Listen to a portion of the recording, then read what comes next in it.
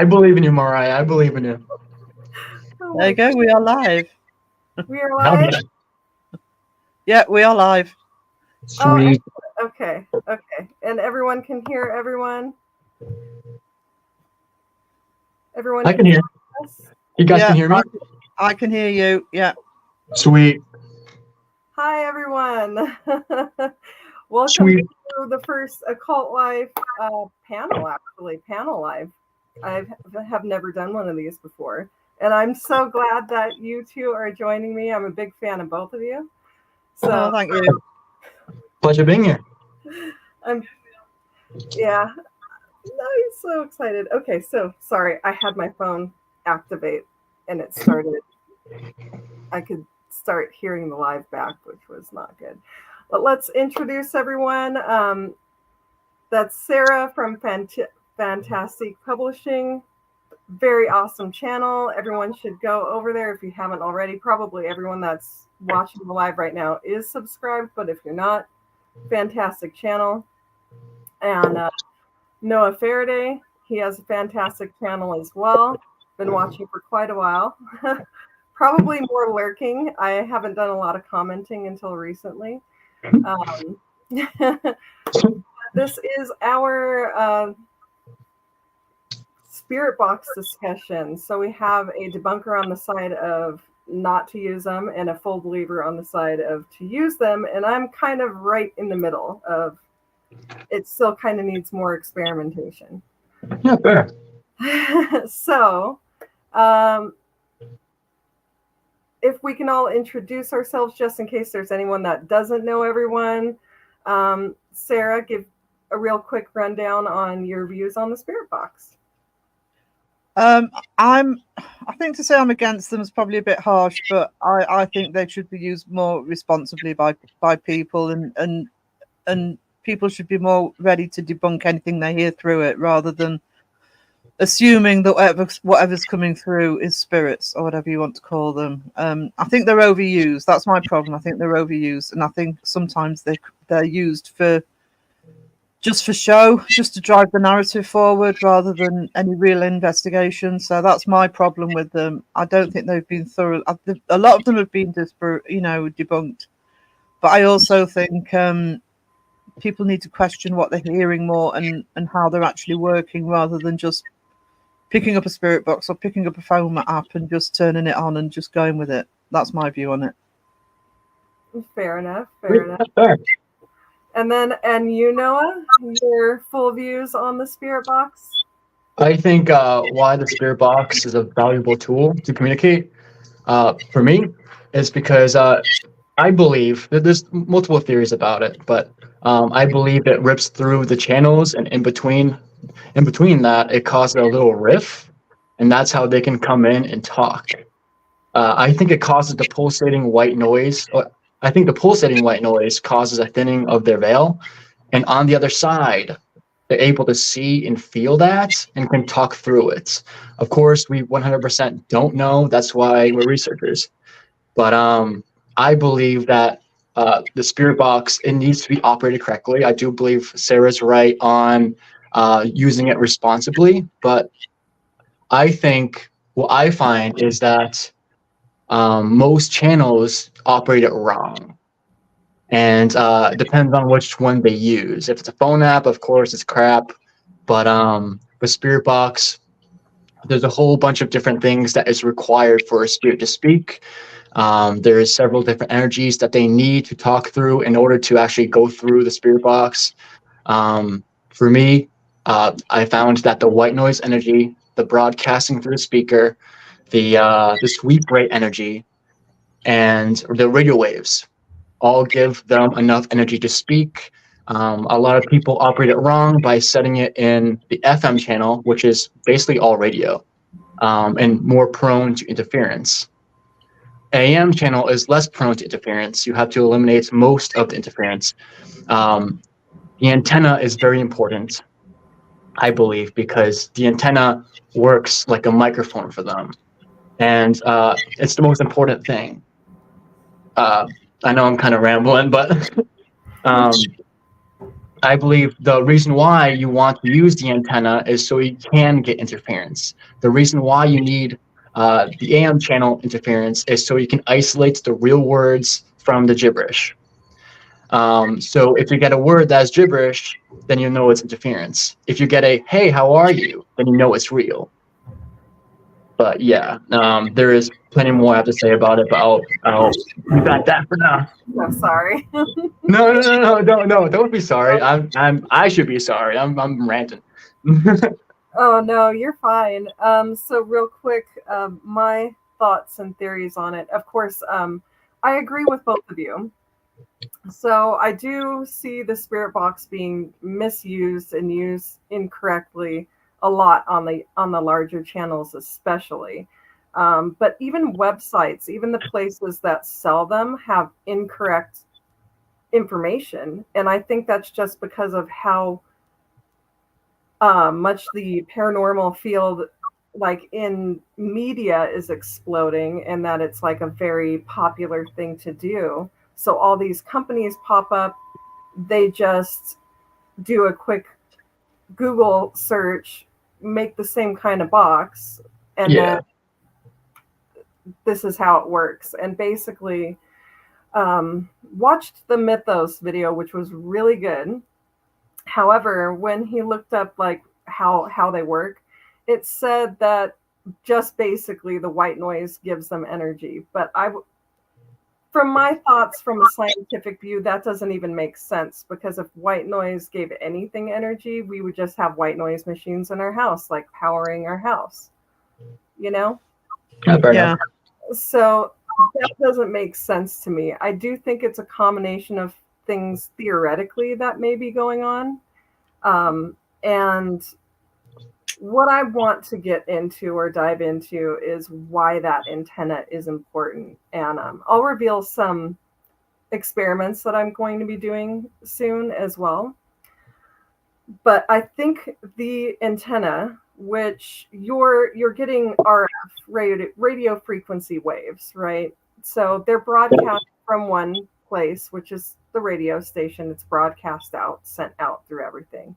In the daytime, those waves travel differently than in the nighttime. And there can be a lot of different interference that happens because a lot of things create these electromagnetic waves similar to the ones that we make. Solar flares. There's a lot of different things that can interfere, and we've had signals hijacked before by unknown sources. So we're not exactly sure. I mean, I think the people that made it weren't even exactly sure exactly how it worked at first. And the first radio signal could only go 19 miles. But now they have worldwide broadcast. And they said that was impossible too, because they didn't exactly know how the ionosphere worked. So I find it very interesting that, you know, if we're doing all this stuff with EMF, like using REM pods and stuff like that, and our energy field can interact with that. Just by being near it, it beeps. Makes sense. You know, lightning can affect it. Solar flares can affect it. Different, really strong forces of EMF, but those come from almost anywhere, right? Yeah. But we don't know if non-physical entities have that EMF force or not. That's a really unknown thing. A lot of people theorize it and really believe in it. I'm on the side that I kind of believe in that. So if they can affect the REM pod, they can affect the EMF waves. But you would need to have an antenna. Yeah. I do believe that spirits can manipulate EMF. But what I find kind of iffy is that I don't use EMF. I used to when I was younger, thinking that it was a valid piece of evidence. I do believe that EMF, it's a weird thing. Like, you can't really prove. I know I'm getting into the meters already, but with like REM pods and like EMF meters, you can't really prove that it's a ghost, whether it's a ghost or it's the power in the house. But I do believe that they can take the electromagnetic fields from the plants, to be honest, from the earth. But I don't know, that's just my thing. But it's really cool to see other different takes and stuff. Cool, sensors that you can hook up to plants, and it creates music through the EMF signals that they're giving off. Okay. Yeah. So I mean, it is true. Although those are very, very small wavelengths, right? Yeah. Right. That's a different topic for another day. Yeah. But Yeah. you think it's all very theoretical, and when it comes down to people using them, what would you like to see from the debunkers' perspective? How would you like to see it used responsibly, Sarah? I think Noah's being honest here because he keeps using the word believe, right? So he's going by what he genuinely believes rather than just using it as a part of his videos, right? Just to clarify, I do believe in the paranormal, and I've had loads of paranormal experiences. I'm not a non-believer in the paranormal, but my stance on it is that we don't know. I'm actually not somebody who automatically believes that if a voice comes, and I've heard voices, not through a spirit box or a phone, but I've heard voices. Yeah. Okay. But I don't automatically jump to, oh, it's somebody who's passed on. Right. I think there's so many different explanations to it. So I need you to Agreed. know that for me. I don't automatically assume we're talking to the dead, right? Right. I believe we can communicate, by the way, because but I don't think that's my problem with most channels. It's not whether it's belief or non-belief. It's just this blanket. I want to see more channels, whether they're using equipment or not. I have no problem with people using equipment, but just but looking for the results first, instead of going in saying, oh, somebody died in this house, I'm going to see if we can communicate with them. I want them to be more open to what the results possibly are. And it sounds like you are. So that's just what I want to see, is people to be more open about what they've got. Let's get the evidence first and then unravel what it is. That's my stance on it. Yeah. Right. Absolutely. The other thing is, can I just say as well, because I've only just started, because it's just something that you said is what I said is I started looking quite recently, trying to look into the mechanics of these devices, right? Literally how they are made to work. And you're absolutely right in that you look at a lot of these sites that sell them, and all they will say is, oh, we'll use white noise so you can talk to spirits. No, that's not telling me how it works. That's telling me what you think you're telling people to buy it. It does. It's very hard to actually get anybody to say how they've built it, what their justification is in building it, how they've put it together, and how they expect it. You've just explained how you think the spirit box works really clearly. Yep. I've not seen any of that from any site that sells a spirit box, phone app or whatever. They just don't do that. They just sell it blindly, saying you can talk to spirits if you buy this spirit box. That's wrong. Right, exactly. I agree. And I find it as a paranormal investigator, you need to know the science of your equipment before you use it. That's what I believe. And I believe also is that, as you were saying about these YouTubers, they jump to conclusions saying it's a ghost.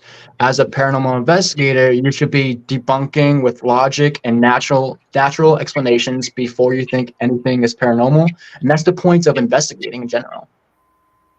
You know what I mean? Yeah, like, sure. I find that faking the paranormal helps you grow faster due to drama. It's sad that the truth is not popular, but I don't care that they are getting ad revenue, like money from it, on their fake videos. That's what YouTube is for, right? But when you're taking people's money, that's when there's a problem. Oh yeah, for sure. You know? And also just the fact that they should, I don't know, I really do believe if you're fabricating anything or embellishing, you should put for entertainment purposes. I was just going to say that. Yeah, you should always put that disclaimer. It doesn't matter for me personally, doesn't matter if it's small text or not in a description anywhere in the video, that is fine. Just put it somewhere.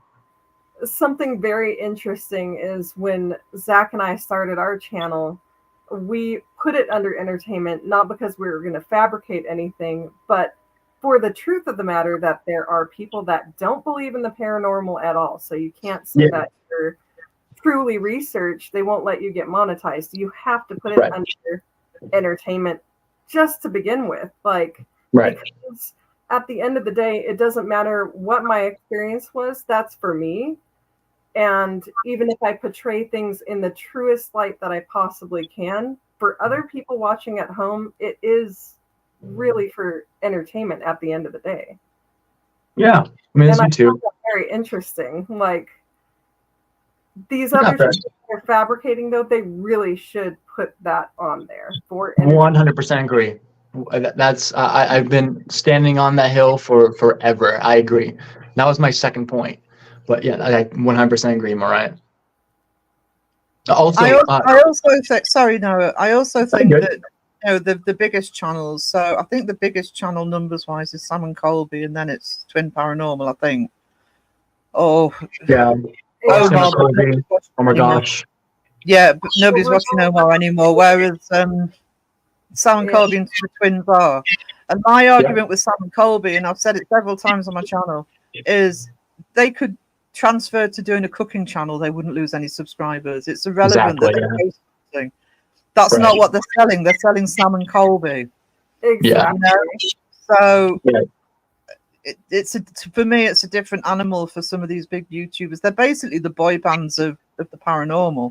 Yeah, no, absolutely. People are going to follow them, whatever. You know, you're not going to bring down Sam and Colby. They've got too many people who are obsessed with them. But they're not looking for the paranormal's content. They're looking to watch those two. Exactly, Yeah. And they're like, I don't know, they're the biggest channels. You're right. Yeah, I feel like, I don't know, I feel like they set back paranormal research for decades, to be honest. Because they already know what they're doing. They know what they're doing. They know that what they're using is not legit. I'm gonna be honest. I feel like they're so aware that when they use the REM pod and it's going off like crazy, they're so aware that their battery is dead on the REM pod. Yet they still continue pretending like it's a ghost. They know that. They've been doing it for years. So of course they're gonna realize eventually that it's just a battery. Oh yeah, or camera errors and cameras messing up at first. God. Oh, you know what's the worst? The worst. Oh, sorry. Go ahead. Sorry, my bad. It is crazy. I have to do reactions to my own videos. Yes, I would love to see that, Mariah. I find the worst is them saying that, be careful watching this video because ghosts will go through your screen and haunt you. It's like, no, they won't. Like, hello? You know what's funny?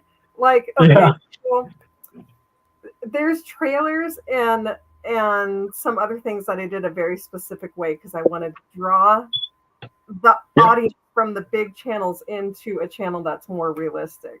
So I put these, and then, but if you read it very carefully, the way I worded it is like, it could all be coincidence.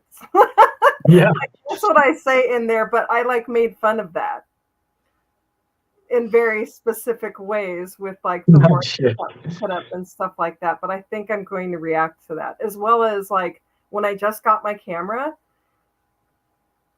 it's really horrible at autofocus, and I think a lot of these cameras are, or when they're airing out, it's really just the camera. It really is. Like my camera is horrible. Like, it's just shut off. Oh, that's the worst. And it's not even the timer. It's not the battery. It's not anything like that. But also they always, my battery's getting drained. My battery's getting drained. How cold is it? How hot is it? Exactly. You know, exactly. Batteries drain very fast under certain conditions. Right. If you have other items near them, you know? Right. Do you ladies, do you mind if I share with you guys some evidence of the spirit box by chance? Yeah. Sure thing, yeah. All right, but I really hope, I'm using Annie's phone right now. I really hope, since I can't use my phone to show you guys, I'm using Annie's phone. I really hope that the camera will pick up the screen. Let's see, hold on. I have a good amount of stuff coming from the spirit box that is pretty relevant to what I was saying. Hold on. Hi. All right. Hello. Can you see the screen? Kind of. I can. Yeah. All right. So the very first part. Try again. Just. So the very first part is from Salem. Okay. And I want you guys to hear this. All right. I keep saying screenshots. I don't know how to do iPhone. All right. Hopefully you guys can hear this. Let me know if there's any audio issues or if you can't see the screen. Okay. Wait for it. I want you to help me real quick. What is your name? You hear it, right? I can. The one who volunteered to answer some of my questions. What is their name? I'm all here to listen, my friend. Ronnie. You hear that, Ronnie? By chance? Play it back Actually, a little bit. that video of yours several times. It's hard through the screen, but if you have headphones or if you're watching the YouTube video itself, you can hear it better. But through this camera microphone to this camera microphone is maybe kind of hard to hear, but one more time. I would love to know your name. The one who volunteered to answer some of my questions. What is your name? I'm all here to listen, my friend. Ronnie. You hear that? Yeah, I can hear something. All right, there's one more that I really want to show you. I don't want to bore you, but I got a ghost at 3 a.m. in the morning in a cemetery in Woonsocket, Rhode Island, and he says, clear as day, you are a dick. Because at night, I was like, I like to provoke, unless if it's native grounds, I don't. But I like to provoke because I'll do anything for evidence. So I will be like, oh, fuck you, I hate you, you suck. And then they come out. They're like, oh, shit, they get all defensive. They're like, okay, what the hell? I got a ghost saying this. Hold on 1 second. I want your opinions. You just talk to each other? That weather? Ready? You not want to talk to me? Clear as day, you're a dick. And I need to send you the link to this unlisted video so you both can hear it better. But it's clear as day, a ghost saying you are a dick. And you can, obviously, with radio, you can't say profanity. That is the interesting thing. You know? I've only used my spirit box probably a handful of times. But during one of the times that we were using it, and we used 2 different boxes, Yep. got the same thing coming through on both of them throughout the night, which was mostly get out, Did it say the B word, bitch? go, bitch. Yeah. Yeah, And I remember you telling me that, yeah. we were trying to set up to do Estes, but the woman that was with us, Rachel, she never put the blindfold on at all. So we were trying to set up to do Estes, and then right when I asked, like, so do you want to do Estes? And then it's repeated right after through the spirit box, Estes. Yeah. Mariah. Really interesting. I don't know what was going on there. Now this gets more into my experiment that I want to do, because I know the time that happened. I can go through all the AM broadcasts because we were using AM. Yep, good. First. So I can go through the broadcasts of that evening and get transcripts and see what was broadcast in that area that I could actually pick up and see if any of those broadcasts were coming through that said all those same things. Because that way I can cross-reference and kind of go, okay, well, it was during October, so maybe on AM radio they were doing a story that was kind of more like a spooky story where they were saying get out a lot. Could be a possibility. Yeah. Right? I have an opinion. I have something to say about the Estes method. I believe, honestly, that Estes method sucks because it diminishes all your senses. As a ghost hunter, you need your eyes, you need your ears. So when you run a spirit box, you can still hear stuff if there's a chance, if there's something that were to come out and say something, or you're able to see it. You know what I mean? White noise calls and pulls them in. I believe. And what happens is the Estes method, it diminishes all your senses. And for me, if I see all these hunters go out and use the Estes method, how do we know exactly what's being said? How do I trust you? You know what I mean? Like, why would I trust you with what is being said? How about instead of using the headphones and blindfolds, how about just run it regularly so everyone can see and everyone can hear it together? Everyone. You know what I mean? That's something that's constantly brought up by the debunking community with the Estes method. It really isn't liked, and I really like that you don't like it's it. not evidence. It's not evidence to me. And from my point of view, not as an investigator, but as somebody who's been through multiple paranormal or potentially paranormal experiences, I agree. If you're limiting your senses, you can't do it on just one sense. I mean, in terms of auditory evidence, you need it to be directional. If you can't see anything, it's very your brain can't always hear where it's coming from. Right. Whereas if you're not doing the Estes method, if you're using your eyes and ears and your senses, and you do say hear a voice when you're out investigating or wherever, every time I've heard it, it's been directional. I've known that it's behind me or in front of me or whatever. It's not just this random word that's coming through something that you don't know at the end of the day whether it's something that's happening within the environment, that it is something trying to get through, or if it's just a radio signal. If you've got all your other senses with you as well, I think you can be more objective and pull the situation apart rather than just that. I don't like Estes method at all. It really isn't, and it's probably even as popular than the spirit boxes in the debunking community, because it's just like you say, they never tell you, they never show you or play what that person's easily doing. So they could be making it up. They could be sitting there saying random words. I found that really interesting, and we tried it a couple of times, and then we've decided right away, like, okay, this is not very good because people can't hear the other side, right? So we found a way to record it so we could play it back at the same time, which I do want to do some experiments with that too, because certain people, you're right, you do need your senses if you are one of those people that's very in tune and empathetic or empathic. Two different things, but very empathetic people can be very in touch with stuff that's going on around them as well, right? But you take someone that's not very, like, is less empathetic, more skeptical, and you put them in the sensory deprivation, right? And you record it so everyone can hear what's going on at the very same time. Yeah. And then you can play it back and see, okay, well, what's really coming through? Are they really hearing this? Yes. Yeah. Mm-hmm. But yes. No, I feel like I'm a believer and I'm a skeptic at the same time. A lot of people disagree with me, being like, "Oh, how can you be both?"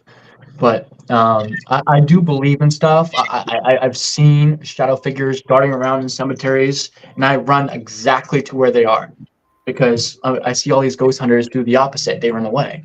But like, if you travel all that way and you're a ghost hunter, you should be running towards the evidence, because as a ghost hunter, you should be trying to capture that evidence with a camera, So if I see shadow figures, I'm running towards it with my IR camera. But shit, I forget what I'm talking about. Fuck. So what was the start of that? Very interesting conversation, skeptic. Though. Skeptic. Yeah. I'm a believer. Yeah. Yeah, believer and skeptic. I believe. I won't fully believe. I do believe. I've seen stuff, but I won't 100% believe until a ghost is in front of my fucking face. I shouldn't be swearing because monetization. Sorry. If a ghost is in front of my face and I'm able to touch it and see it, you know what I mean? I have to touch it. Then I'll be like, oh, okay, you're real. But I've seen some things. I've heard a lot. Children giggling in the middle of the night in the cemetery. It's just, but I need to see it in front of my face. shadow figures. If I see shadow figures in a day, it's debunked because I feel like a lot of things can cast a shadow in a day, but at night, if you see a shadow, that's a different story. Very true. But very true. See, I'm kind of both as well. I mean, even before I knew what the word debunk was, I've always through my life tried to give an explanation for things. So although I say I've had multiple experiences, there's probably a few that just cannot be debunked at all. One of them is a shadow figure, clear as day. I just couldn't debunk it. Yeah. And the other ones, because I was always skeptical about full body apparitions, and I have actually seen one, and I spent weeks trying to debunk that one. I really tried to logic it out, and I couldn't. But no, I think that the best investigators do believe, but they do exactly what you're saying, and what when I eventually go out, I'll be doing, and I've done all my life, is look for the explanation first. And the other thing you said is we hear a noise, we see a shadow figure, whatever, run away. And from experience of the paranormal, I've never once been frightened at the time. Yeah. Afterwards, when I've thought about what's happened, terrified. But at the time, I don't know whether it's just me, the way I look at it, and I can compartmentalize and just question it first. But I've never actually been scared at the time of an experience. It's always been when I've thought back and thought, oh my God, did that really happen? Yeah. I find that I don't, as a ghost hunter, obviously I'm looking for ghosts, so obviously I'm not going to be fearful of them. I'm fearful of other things like drowning, but with ghosts, it's a boost of adrenaline. But with fear is healthy when you're looking for ghosts, because fear feeds it. So they take that energy and they use it to manifest. So it's easier to see them. It's easier to hear them, because when you're afraid in a haunted location, they take you. They take you and they use it to show you. And at that point, it's just healthy. I find it to be very, very healthy to be scared, because it gives you evidence. Yeah, I'm a scaredy cat. I mean, I've been in love with the paranormal my entire life, like since I was a little kid. Probably has something to do with being born on Halloween, because that was always special. That's nuts. So, That's awesome. Halloween night is when I was born. So anything spooky, it was always that time of year. It was always special, right? So always been looking for those mysterious, dark things. But I also get scared a lot, and I will scream very easily, even if nothing is going on. If someone just kicks a trash can, I'll scream, and then I'll start laughing at myself because I feel like an idiot. That's healthy, though. It's good for an investigation. It's good. But it's then good because and check Zach the cameras at that time. Afraid, never. But if you're afraid, that is good, because at that point, check your night vision cameras. At that point, check exactly that time, because they can easily take you. Not take you as in what I mean? Like they can take your energy and feed off of it. They feed off of it to present themselves. So definitely check your night vision cameras when you do get scared. I do have some theories about non-physical entities, right? Whether it's human, non-human, something else, something that doesn't have a body, right? Something that's energetic. This is just a theory, though. All right. I don't even know how far my belief goes into it, but any type of strong emotion is also energy too. Fair enough. So we can, I think there have been some accounts of when teenagers are very emotional, stuff flying off of shelves and stuff, and it's not a ghost. It's simply your energy just kind of going crazy. I find that that children are more prone to seeing things. They're more thin to it because they haven't been fed bull crap yet. I don't want to demonetize your life. I'm trying my best not to swear. Don't worry about that. I'm not. I want you to make money, Mariah. But they haven't been fed bull crap yet, so they're thin to it. So if you have a kid, and say, for example, you're your grandmother died, right? And your kid has never met your mom, her his or her grandmother, the child, then they'll be able to see it and be like, hey, I saw grandma today. Believe it. Because they're so into it, including cats. Cats are the same way. Cats, when they see a ghost, they're like, hey, come on, fish, I dare you. Fucking come at me. Dogs, they run away. But with children, believe what they say if they see someone in your family perish, unfortunately, pass away. Because what they're seeing could be fucking true. It's a crazy thing. It's weird. It's true. It's weird how much, and this goes back to science and quantum theory even, though, right? Yeah. What you believe, and even if people are doing scientific experiments, what they think and believe influences the outcomes of everything that happens. And that's on a quantum level. Yeah. This is the kind of theories that I want to get into, as well as, like, of course, if you... Oh, I wanted to make that point too. So there's a difference between ghost hunters, which are, I believe ghost hunters are more on the side of entertainment, right? They're just absolutely. Ghosts, so they see everything as a ghost. When you're investigating, you have to investigate every detail. That would be the history, the urban myths and legends. Yep. Look actually deep into it. Go into the library, pour through the books, the texts, and the newspaper documents to see what actually happened. Because if something really did happen, it would have been news. It would have been written down. Yeah. Go online and do a quick research and go to these paranormal sites and take that as gospel, because that is not true. Go down to the police station, ask for the history. Go down to the fire station, ask for the history. Exactly. Yeah. The thing is, like, for me, with my team and I, like, when we go out to do residential hauntings, like, our last investigation was, I believe, in Rutland, Mass. But it depends how we, like, prep for investigation. Like, it depends if we get a report and that's the reason why we're going there, or if we just found the place. Like, if we just found the place, we try to do a little bit of research and try to find the hot spots ourselves. Right? We try to figure it out ourselves. If it's a report, then we research. Right? Like, we try to find the history, find more reports of hauntings. That way we know the hot spots of it. Then Then we determine what we are going to take and what we are going to do on the activity that happened in that location. Does that make sense? Yeah.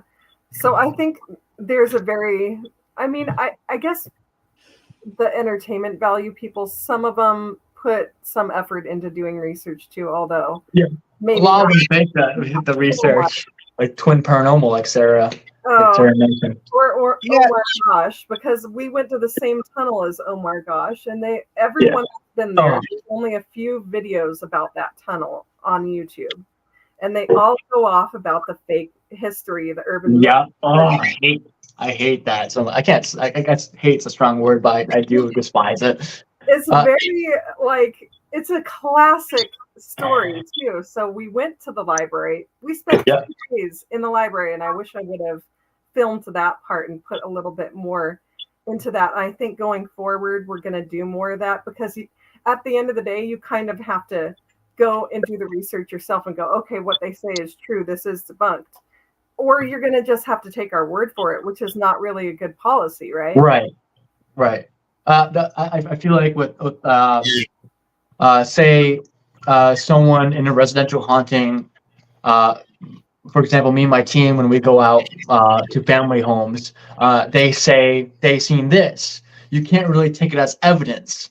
Sure, you can use it as, hey, let's investigate here because that's exactly what they said they saw something. But third party doesn't really, it doesn't count as evidence to me. So I can't really take their word for it respectfully.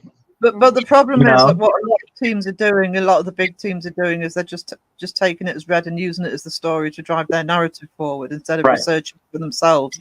Because I've seen so many debunk. It's like Joe Vitale's done a lot, is an investigator, and he's done a lot of these locations, and so he'll sometimes do a debunk because he's actually knows the location really well, and he can say, look, no, we've done the deep dive, none of these stories are true.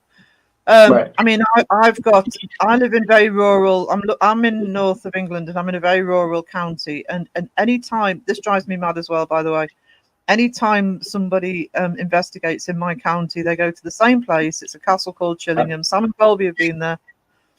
And I just found out from Mythos that Chillingham charge £800 for a one-night investigation.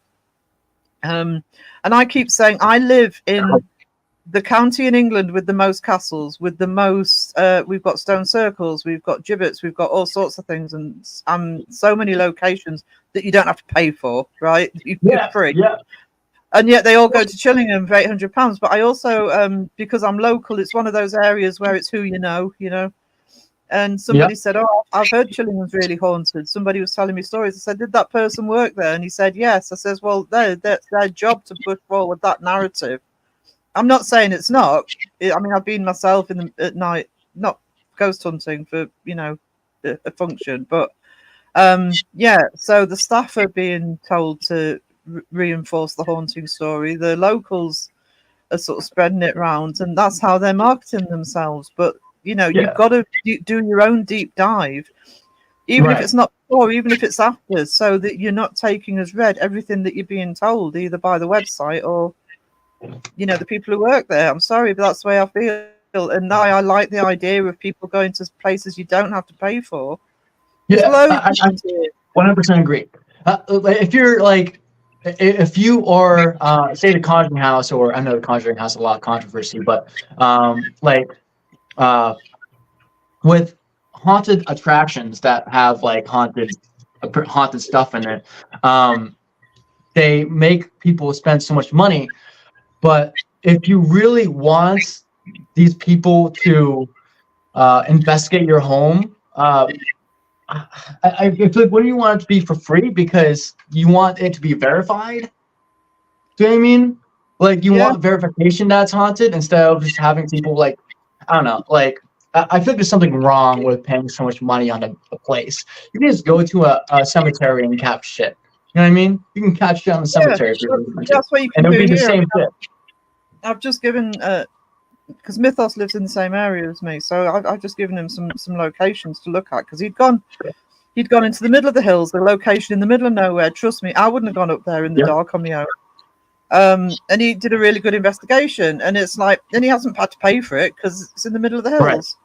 Right. And I could probably come up with 30 different locations in Northumberland where I live that people could go for nothing. And what they're doing, they're going to Chillingham for £800 and then going away again. Yeah. And complaining about how far they've had to travel. And the thing is, Sarah, oh, go ahead, Mariah. Sorry. In the United States, it's very rampant, and it started actually a long time ago with these places. I'm not going to name specific names of places that I know, but they're going to be in upcoming videos, and I think I need to do a series and film everything and edit it before I put it up so people don't know what we're doing. But I know of places that are specifically embellished by people in the effects business in Hollywood. Yes. Because Hollywood is a lot. Southern California, and one of my best friends was Sue Laprelle. I probably shouldn't have mentioned her name. I might bleep it in the future, but she worked on some historical places that were embellished to give everyone a haunted experience. And my thoughts and theories is, if they're charging that much for a location, they want to give people their money's worth, right? Yeah. So a lot of these places, especially the ones that I know and I've looked up the history on, and they have false histories, they have embellishments going on at the place that are added in. And I haven't seen even the real people go to all of these historical sites and really look for these really tiny things that can be set up, but I know what to look for. Yeah. So I want to go there. One of the places I invited you to, Noah, because that one's close to me, and I've been there several times. Okay. Yeah. Well, You- can I ask you both? Can I just ask you both something then, as investigators? Yeah. Because I know how I would feel. Is I would rather go somewhere that hasn't been set up as an attraction, because the instance personally, I mean, as a believer, but as somebody who wants complete transparency, the minute I step through the door, I'd be wondering what's been set up to give me that haunted experience. You know, you're letting somebody else control, to one extent or the other, the investigation when you're paying to actually go to these places. That's my opinion, anyway. Right. Well, the reason I want to do it is to expose these places for what they're doing. Yeah. Basically. So it's not Right. an investigation of the paranormal, it's an investigation of the building more. Fair. And I think that needs to be done more, personally. No. Yeah. Yeah. For me, like, there's this place. I don't know if this is kind of off topic, but there's this haunted abandoned mansion that I always went to before it got demolished. It was built in 1901 by an industrialist, and super rich mansion up on the hills, in a very old town. I think it's from like the late 1600s. Obviously not as old as where Sarah is. History is what causes hauntings. So England is a really good spot to investigate because there's a lot of history.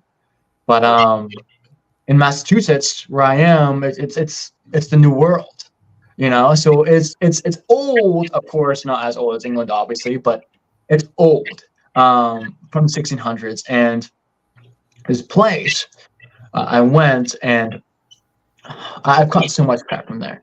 So many different spirit box sessions of them, evidence on camera that I can send you guys.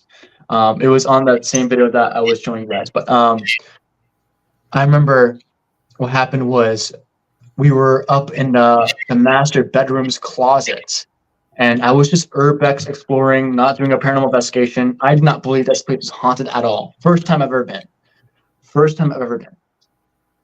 Holding my camera, I'm like, oh, this is the master bedroom, whatever. And then a door slams downstairs. My mistake was I did not run down to see who the fuck it was. But at that point, me and Annie were together. We were like, oh crap, it must be a human. I'm afraid of humans. If there's a freaking human in the building, I'm like, oh shit, you know? Brought my knife, my little tiny little bitty knife. But anyways, we heard that and we waited for footsteps. No footsteps. Okay. At that point, I'm like, it's still not haunted. Obviously, it's not that old. What happened was later, I'm like, you know what? I'm gonna run spirit box, see what the hell's going on. I had so many doubts that I was gonna capture stuff. In the video that I showed you guys, there's more to that video, but an hour after that door slam, after we investigated the whole house, we went up to the attic. In the attic, we were going back and forth to the attic, right? And when I asked him, first thing I was like, we're the ones slamming the doors downstairs. Instantly, I got a ghost saying, I am. Clear as day. Where's my phone? Annie, do you mind if you pass me the phone real quick? But and not only that, I also got a spirit saying, what are you doing in my room all the time? Now, the thing is, what goes back to the topic that you guys are talking about is the fact that after that investigation, I started investigating after I was urbex exploring. After that, I was looking up to see if anyone was making YouTube videos about it. And what's it called? The Paranormal Files did a video about it. I didn't even know about it. And I watched his video. And he's like, oh, guys, this is satanic. This is satanic. At that point, when I found that video, it was 5 months into investigating that place. So I already knew what the ghosts were and how they are. They can be like, on the spirit box, they say, back off. Or when I piss them off, they're like, please leave. Please go. But with that place, I don't find it to be satanic. But when I watch these YouTube videos about that place, I'm like, what the hell? Like, they all claim that it's the devil's house because there's graffiti with satanic symbols. You know, it's just graffiti. It's just kids graffitiing the They place. probably put that on there. you know.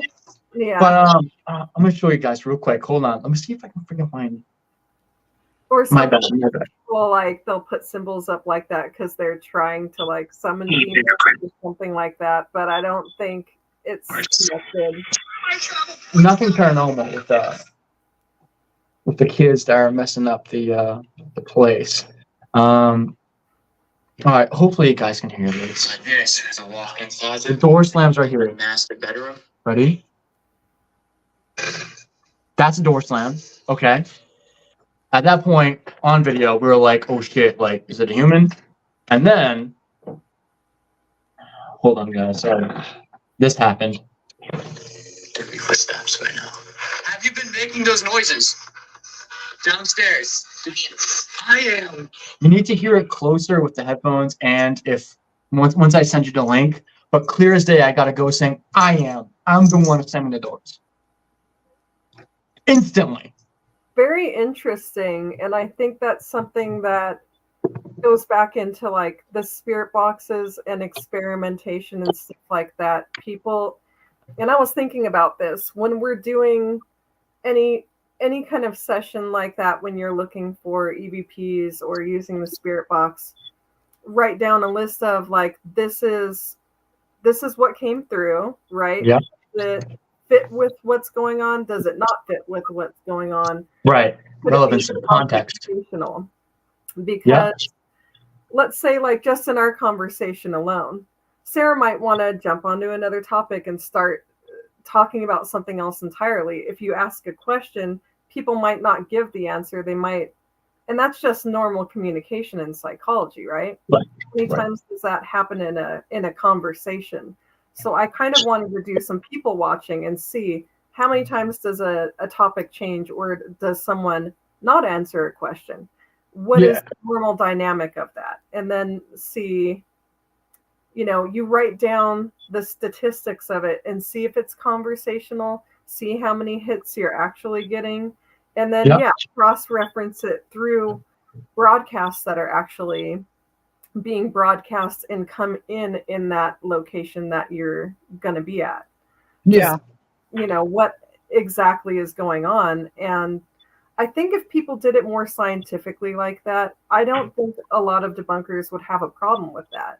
Right. As long as it was more of like okay, we're trying to see what's actually happening. And then if there is something happening, after that, it's like, well, now we have a whole new question, because if we're really communicating with something, what are we communicating? Is it someone that has passed on, that was alive on this planet before? Yeah. Is some kind of ethereal being? Is it a elemental being? Is it, we don't know. Like, the possibilities are endless. I don't know what I believe and what I don't, but the theories and possibilities are literally endless.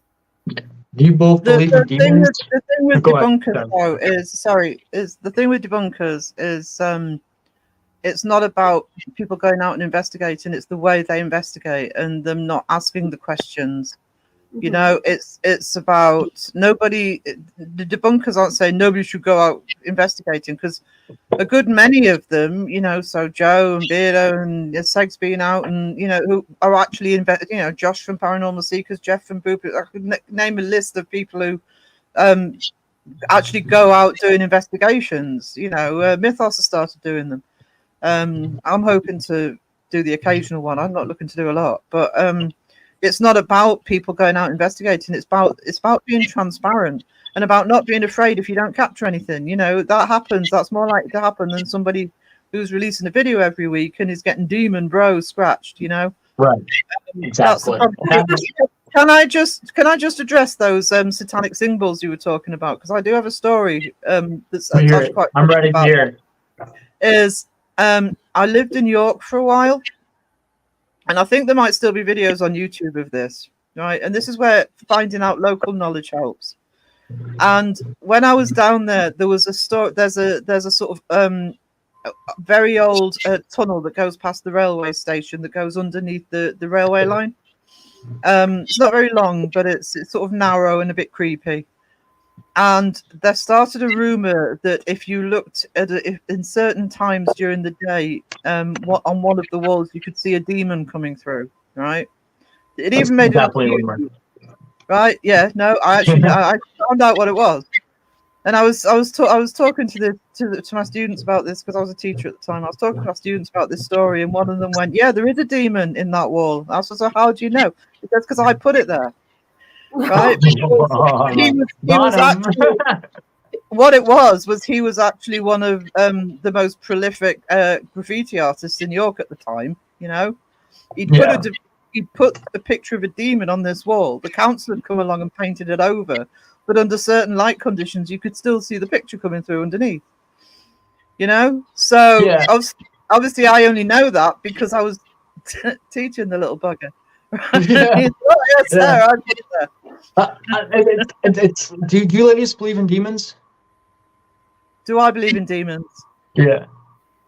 I'm not sure. I actually don't know. I honestly, it's not that I disbelieve. I honestly don't know. One of my problems is, as I said, I believe things can be all sorts of things.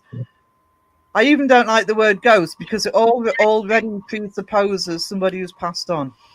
It's like demon already presupposes something. I think these terms are so generic. I don't think we know what else to call things yet.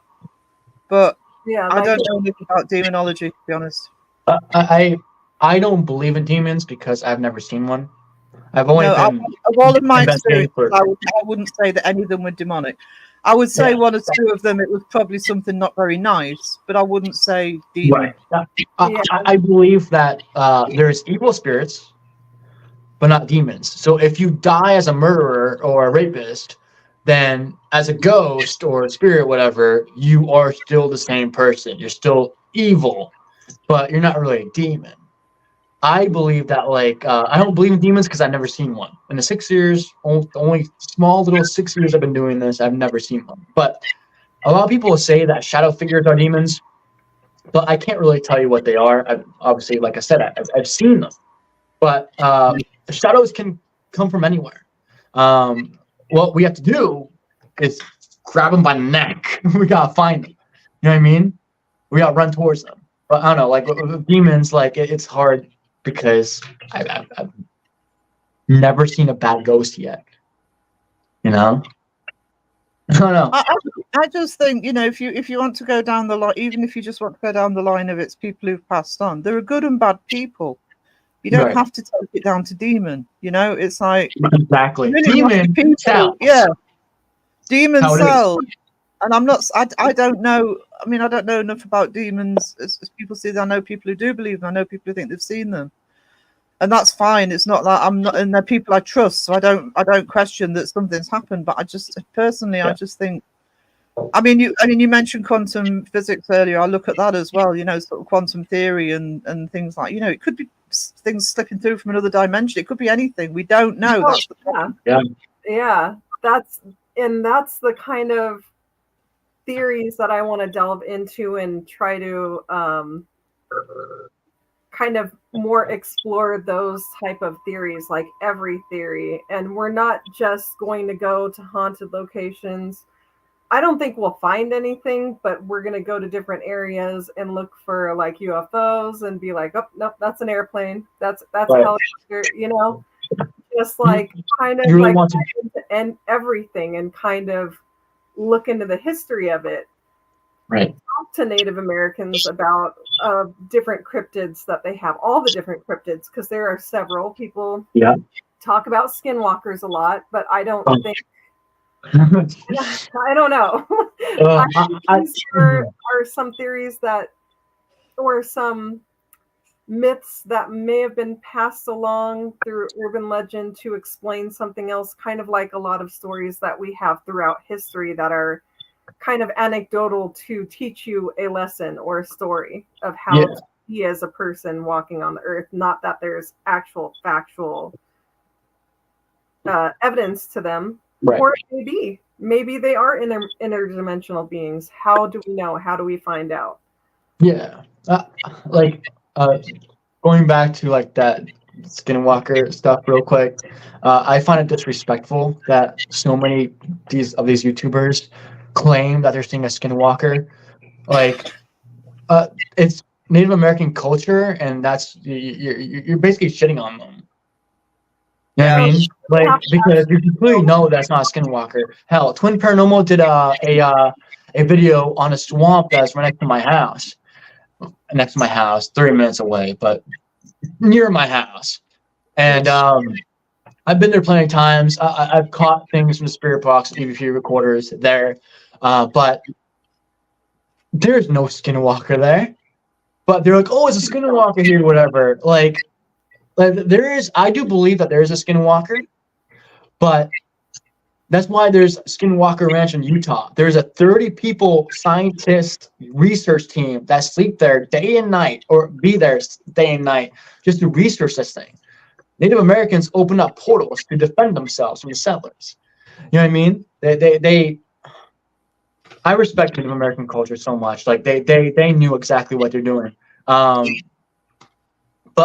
with the Skinwalker, I believe there's only one, and it's hidden from us. There's scientists there that we can't go there, of course. You know what I mean? But people are saying all this crap about Skinwalker this, Skinwalker that. It sells, but you're in conclusion, you're just disrespecting their culture. Yes, Again, they're just using the word like they use the word ghost or demon or spirit or whatever. Exactly. They don't know what it means or the connections to it, and right. You know, they don't care. It's just ignorant. It's ignorant. Put the thumbnail. Yeah. Oh, yeah. But back to real quick, back to the good and bad of spirits. I feel like a lot of them are misunderstood. There's more good spirits than bad. Many times they're just trying to communicate with us, and it's coming across mean. Do you know what I mean? Like people get scared because the spirits are coming across mean, but I feel like there's rarely a bad spirit. You know, I don't know. Not to go off topic, but that's just something that I found to be interesting. It's interesting. It might be just like regular humans, where I don't think humans inherently have bad intentions. Some do, but I think most of poor interactions or things like that come from hurt feelings, come from anger and frustration overall. Right.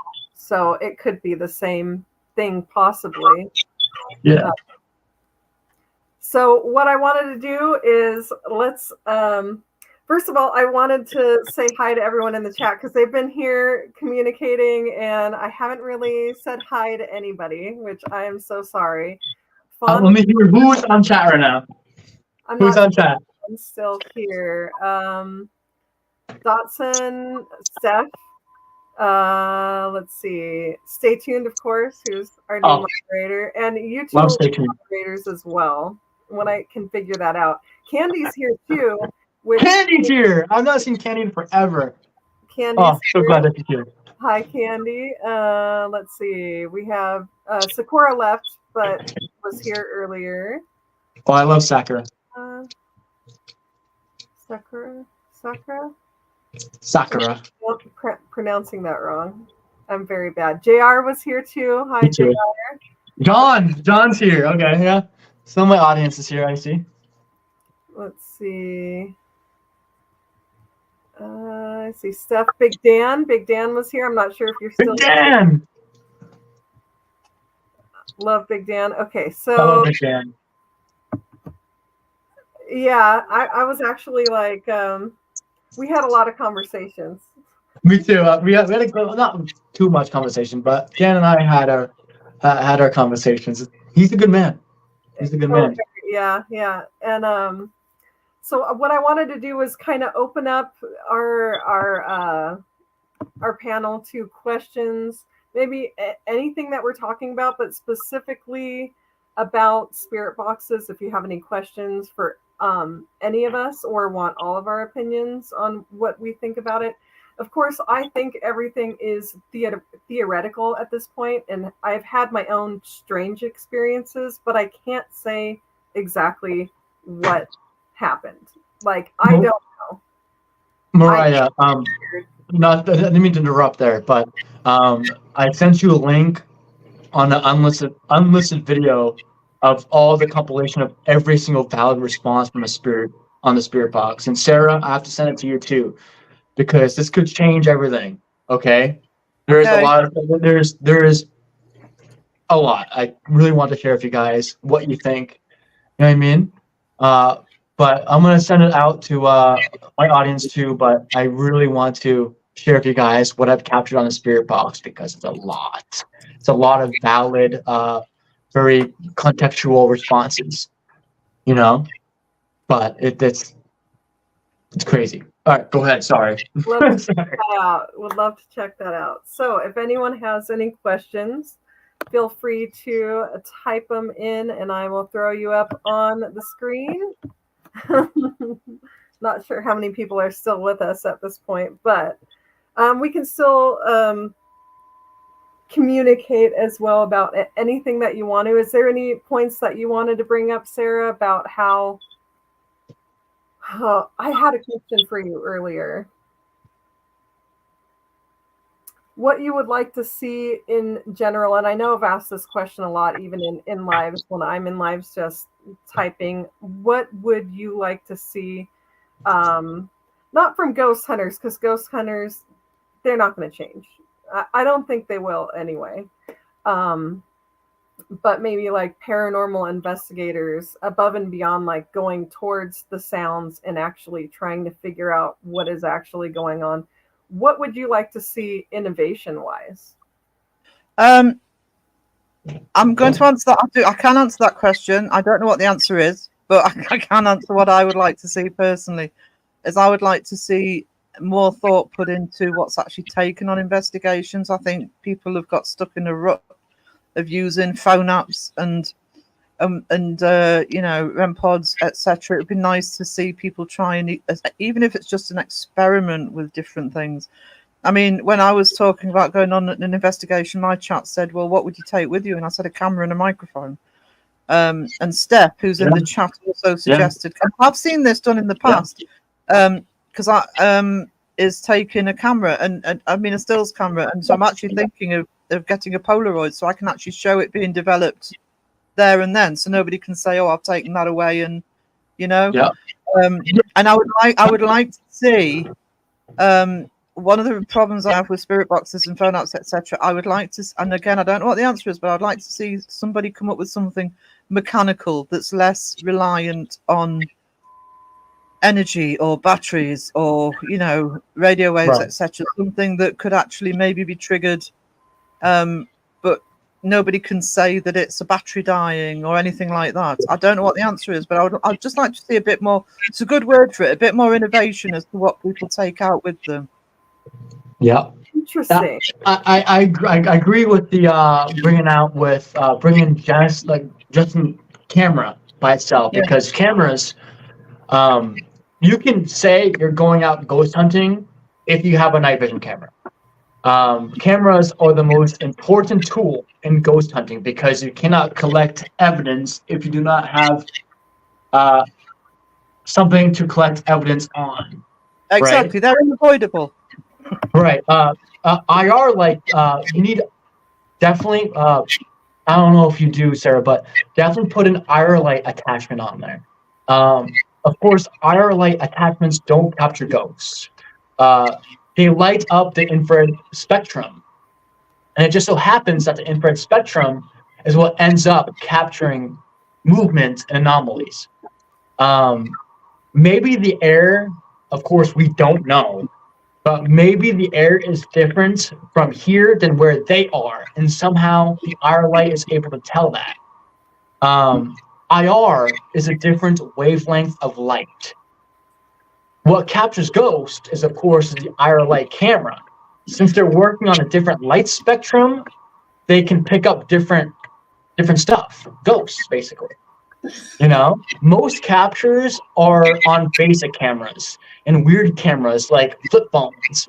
No one is ever going to have the perfect angle, the perfect camera, perfect timing, no matter what all these YouTubers tell you. You're never going to have the right shot, the right angle, the right camera for what you're trying to capture. But cameras are very important.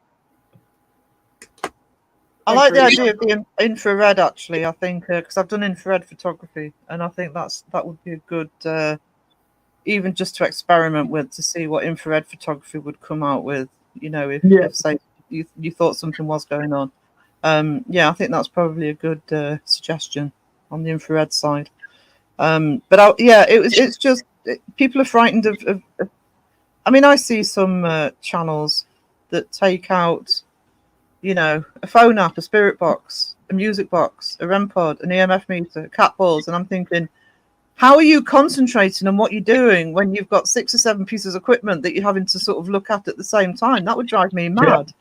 You know, Unless because you have a whole bunch of cameras. yeah, but I mean, speaking as I did a lot of photography for a long time, and one of the things I used to do was gig photography. And sometimes I just used to put the camera down because I just thought, I'm not watching the show. I'm constantly trying to get the pictures from, you know, I'm trying to get these pictures of this, whichever concert it was going on. And I realized I wasn't enjoying the concert because I was too busy framing the camera. So There's a lot. yeah, does that make sense? So the more equipment you've got with you, you personally, the best piece of equipment you take with you when you're going ghost investigating is yourself. And you're not concentrating if you're worrying about what 300 gadgets are doing while you're doing it. That's my argument anyway. So I would take as little as possible. Otherwise, I'm not going to get into the area. I would honestly bring at least 2 cameras because what gives a capture of a ghost credibility is having 2 different angles. You know? So if you're aware of 2 different, if you're focused on 2 different cameras, and if you see something in front of the framing of the cameras, you're review the footage back, you see 2 different angles of a ghost, boom. You know what I mean? Yeah. So I feel like 1 camera is good, but 2 cameras are even better. At least 2 cameras. If say you're on your own, you could always have 1 static camera set up to make wide angles for the whole location, and then you've got your handheld to be more directional. That's a good point, actually. Yeah.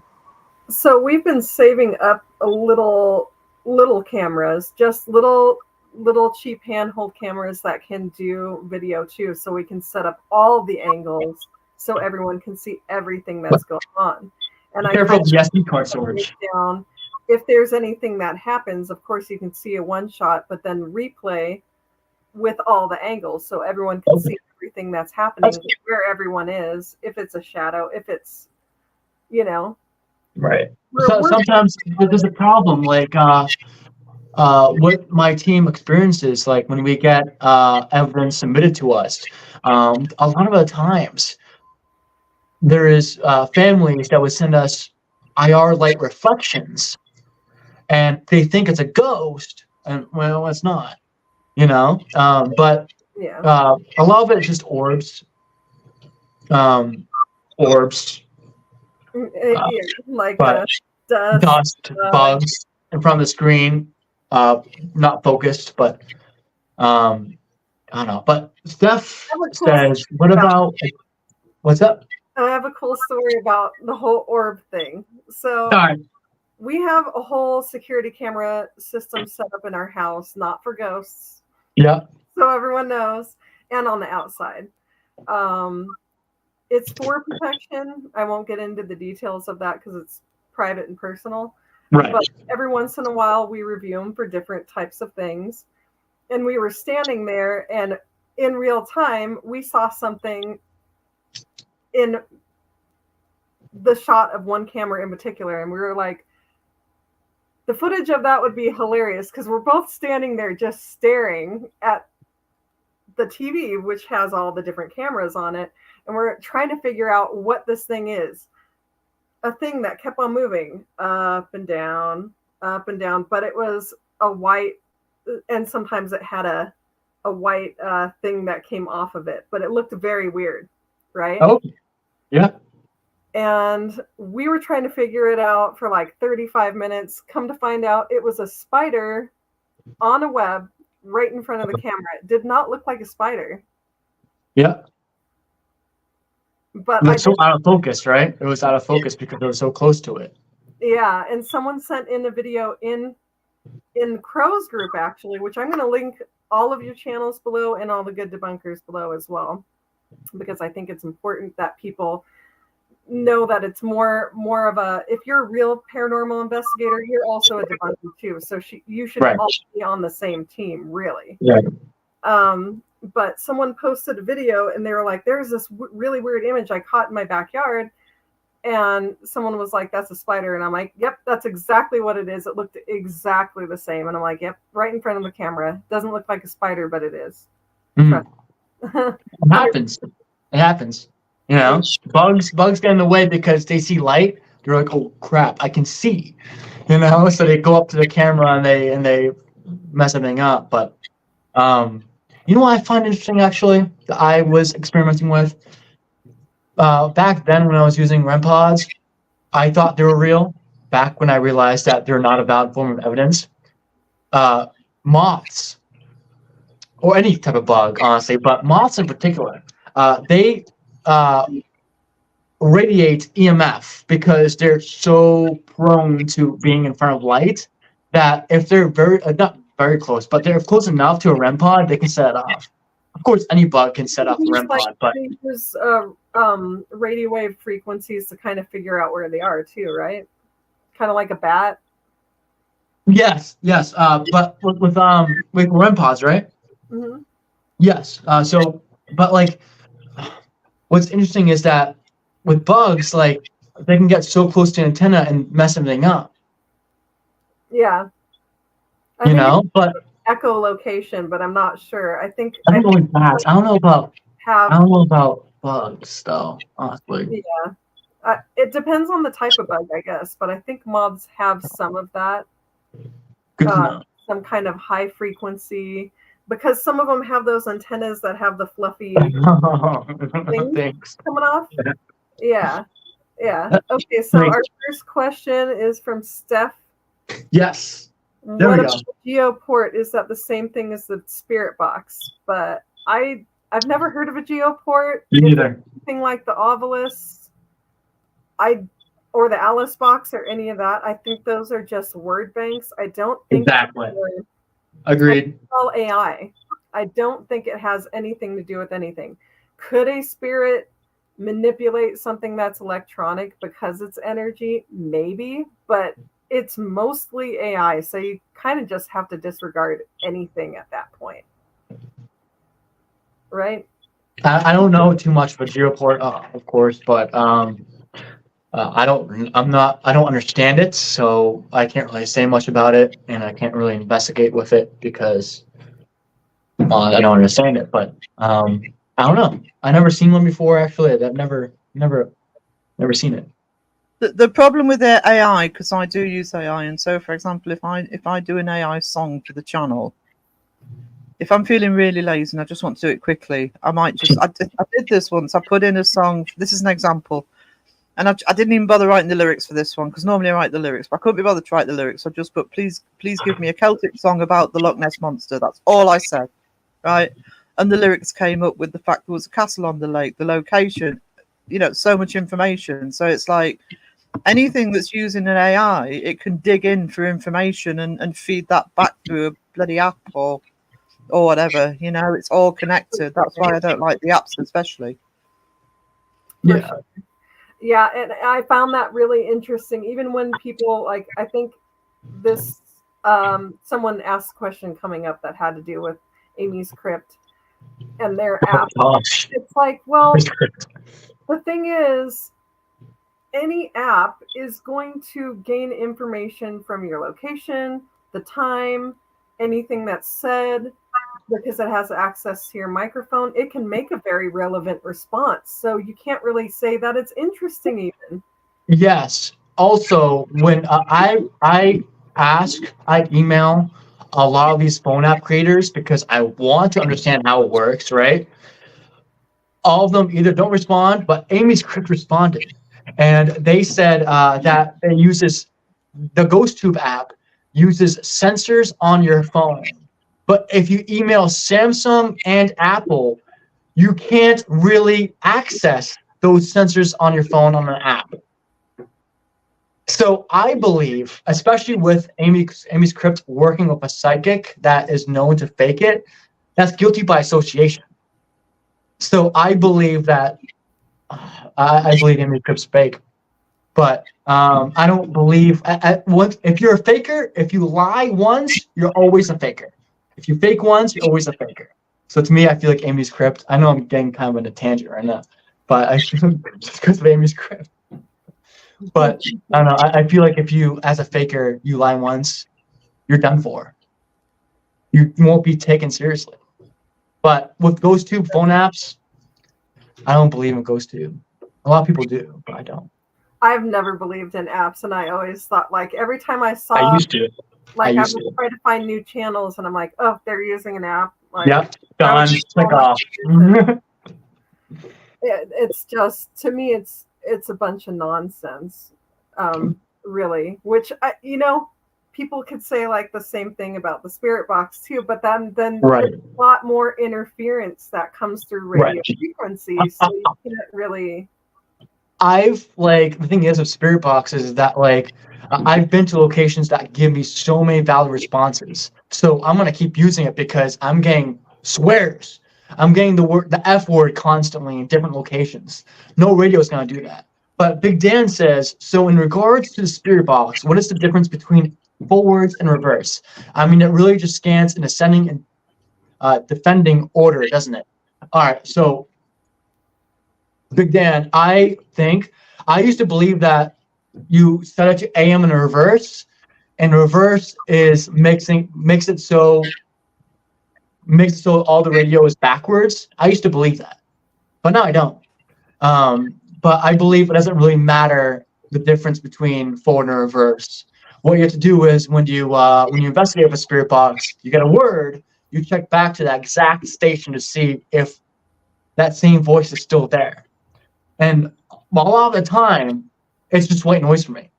So, for example, I was in this very haunted fort in Hull, Massachusetts, and I would get voices constantly in the same station, right? There's a reason for it. The same station. I go back to that station, I pause it, go back to that station, it's just white noise. So what I believe with it is when you get the same word in that exact same station, when it sweeps all the way back around to that same station, I believe that it's peak frequency. Think of it like a hill. Okay, so when you get a word at channel 1217, and then it keeps on progressing the channels all the way back to 17, whatever, right? The same channel, and you get the same word again from that exact channel. You go back to that channel, nothing's there. It's peak frequency. Think of it like a hill, right? The frequency climbs to the top, and it hits its peak.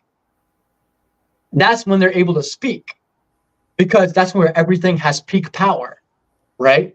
So when it goes down, that's when that specific station that the spirit speaks on, it's gone. It moves on to another station, keeps it going back to that same station again once it recycles.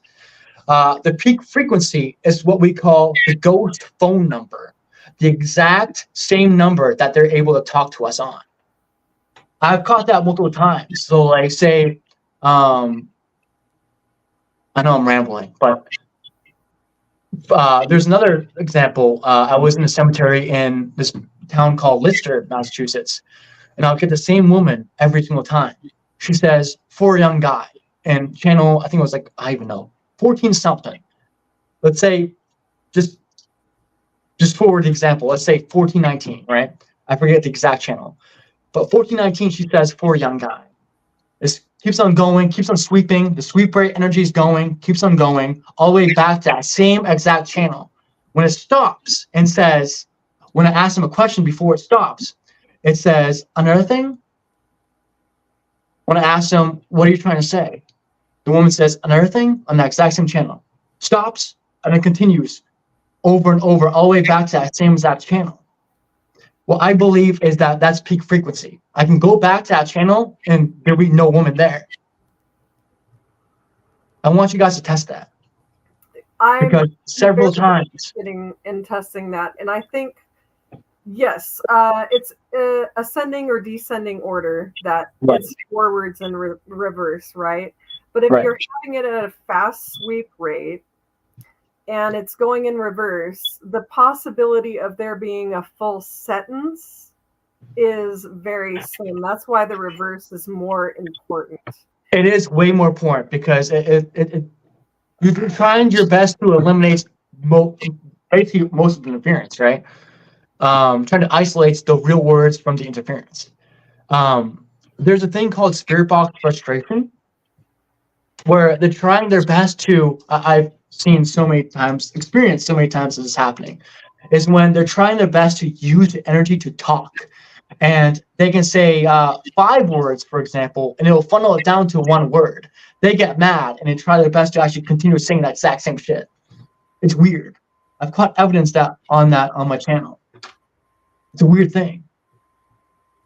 But yeah, so with sweep rate energy, it's kind of hard because they try their best to talk through it. But if you have a high sweep rate, it requires them to be very powerful to speak.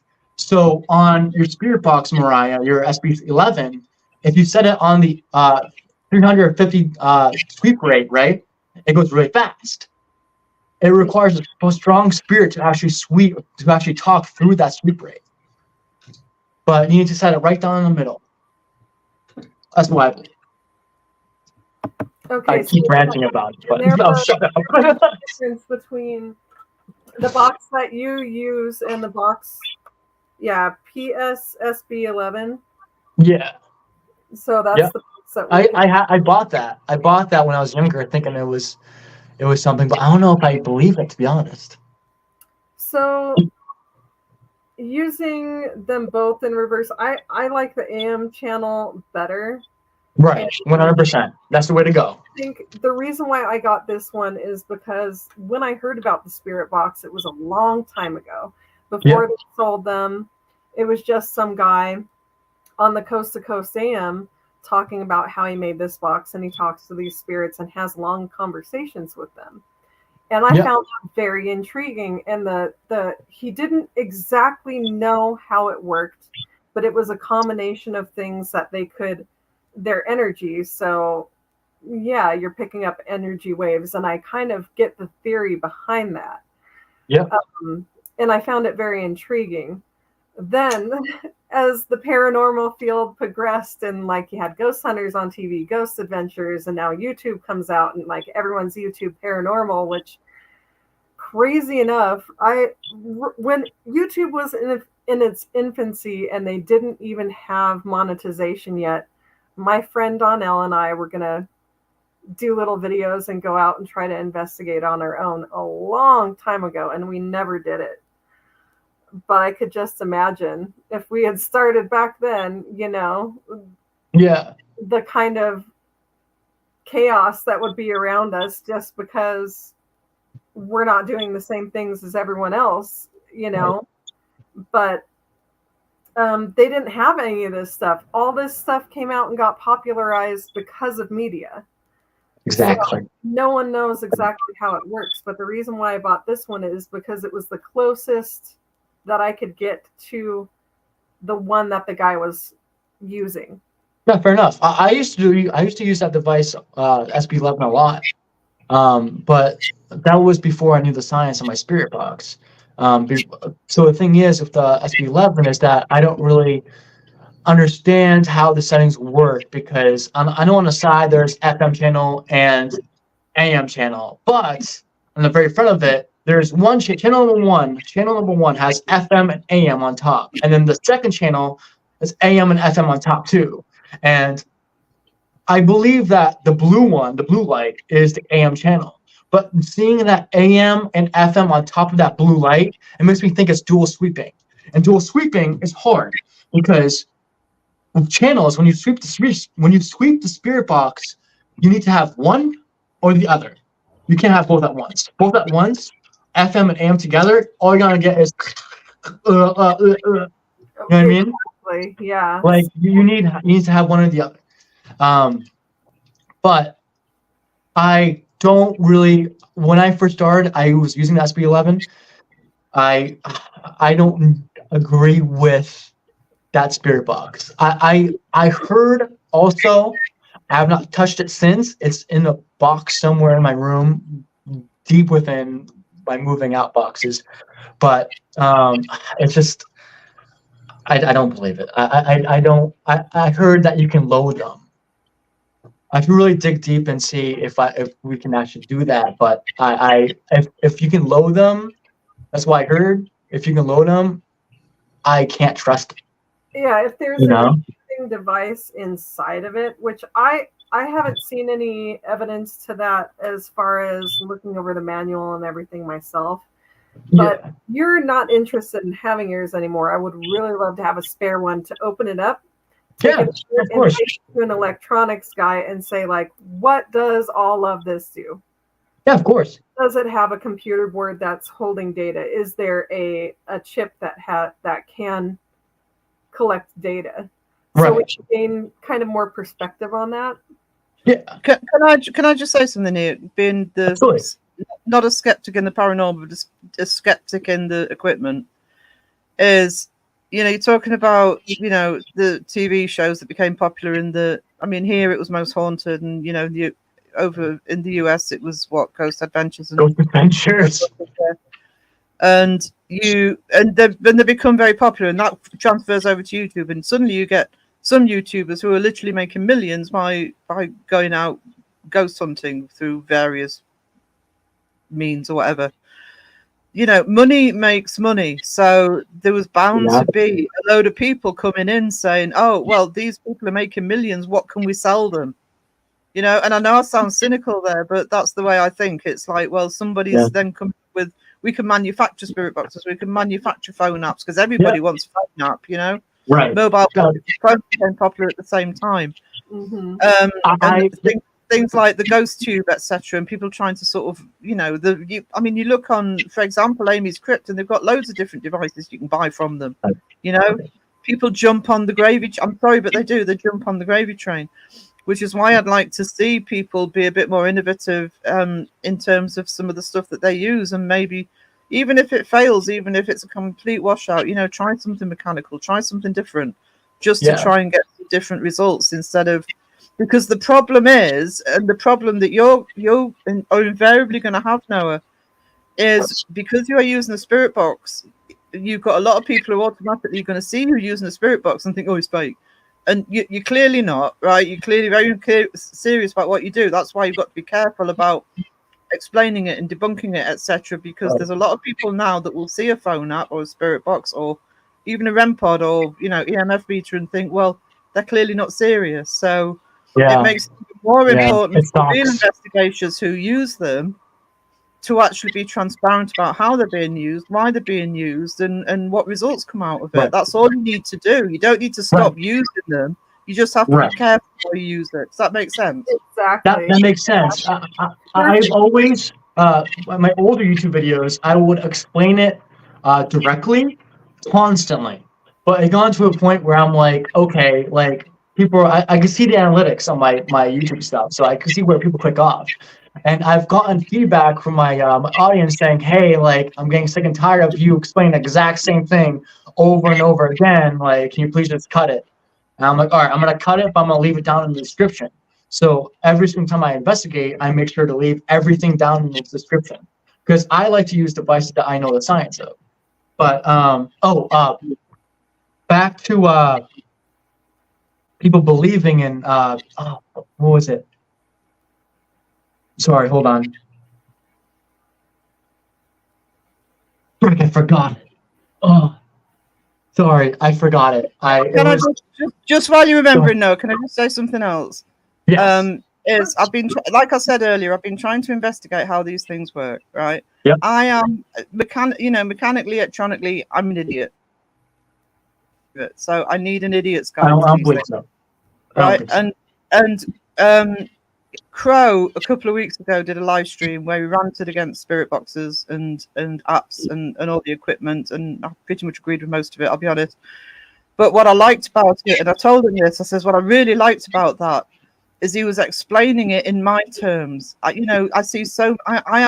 watch a lot of live streams because my channel is about covering the community. I'm in Right. a lot of live streams and I hear so much technical speak and I start sort of zoning out, and I see the chat zoning out because it's high technical speak. And Crow did it in a way. It'll still be on his channel, the live that he did. I think he calls it Rant in his live section. And I said, I suddenly understood so much more about how these things work because of the way he did it. He didn't, you know, he talked in such a way that, oh, okay, that's how it works. That's how it's supposed to work. That's what the problem is with it. That's what the potential problem is with it. And when people are either, a lot of investigators either aren't explaining them at all or are using big fancy words, and I'm thinking, I don't understand what you're talking about.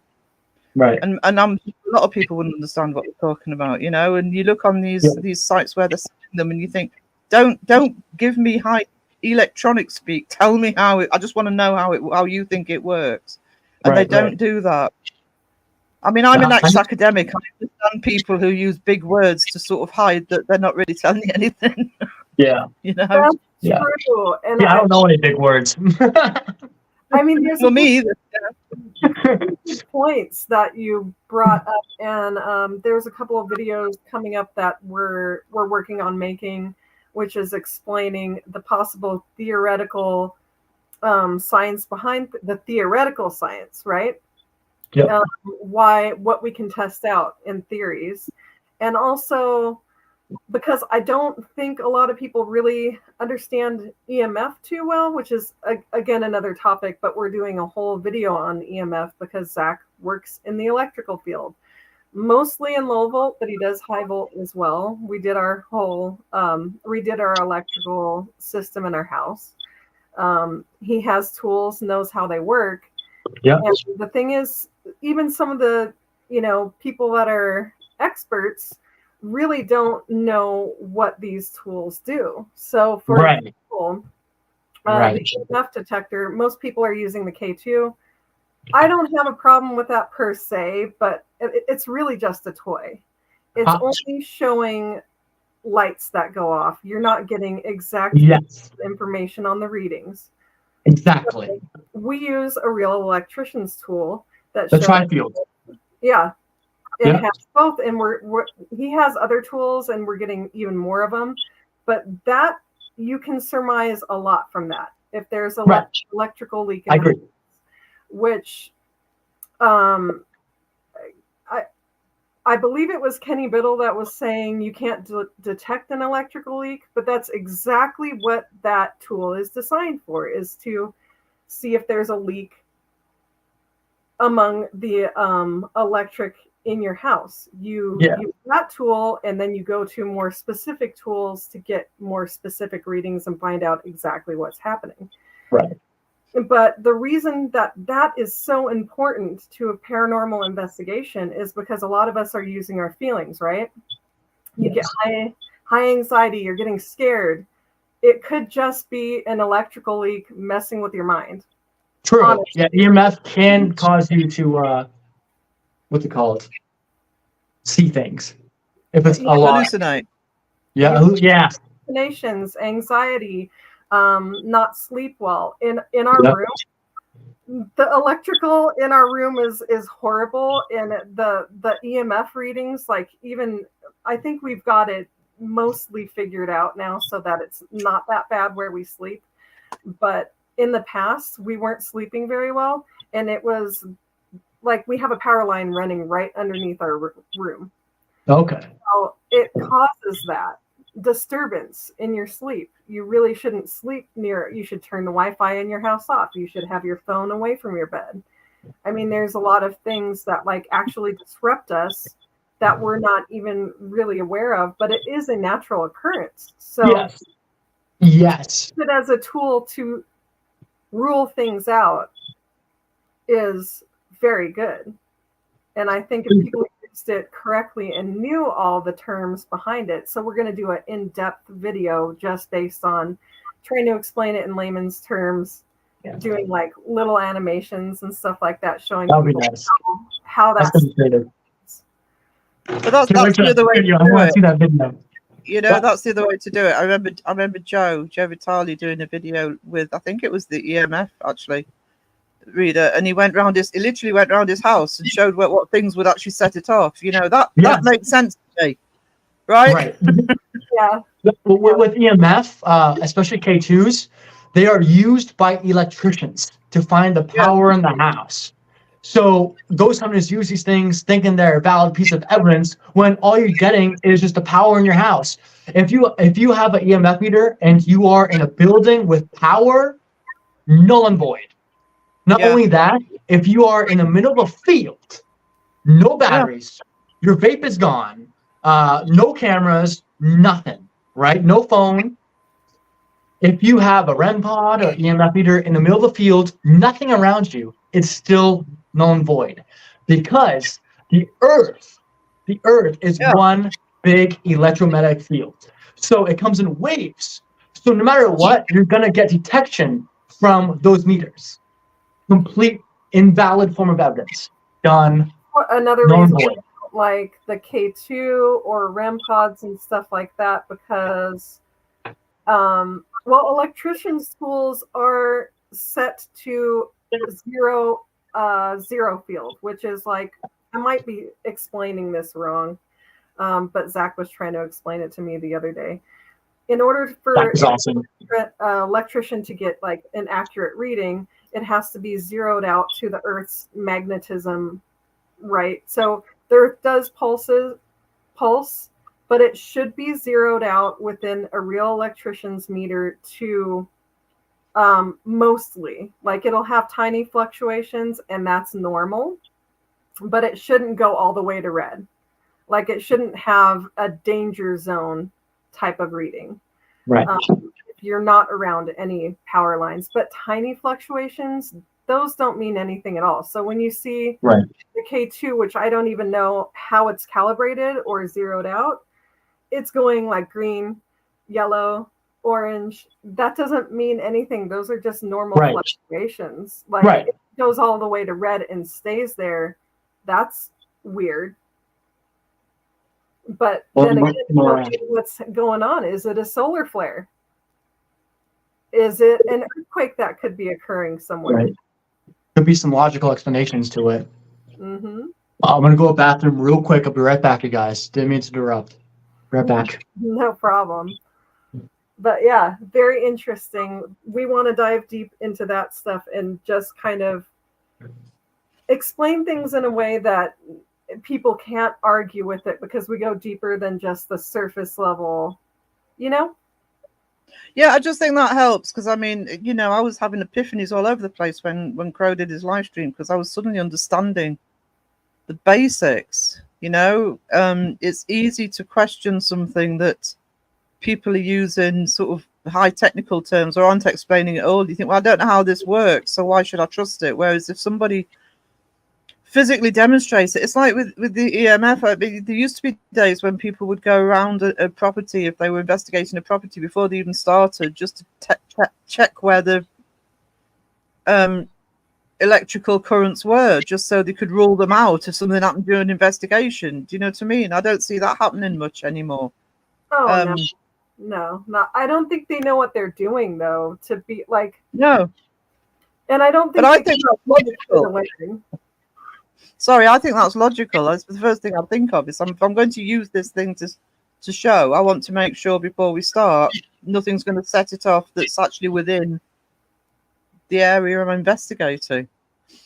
Can I just say, JR's just said something that I actually really like the idea of, because I mentioned taking a camera and he's talking about doing rapid fire pictures to catch things. Yeah, I think I'm talking about using a Polaroid, but that is a good point. If you take a series of pictures rather than just one, you can kind of show that before and after as well.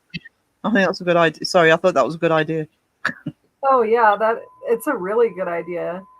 And I mean, throughout the years, I've caught some really odd things at photos, but I don't think any of them were ghosts, but really odd things, like people weren't moving their hand at all, but their hand is elongated for like no reason whatsoever.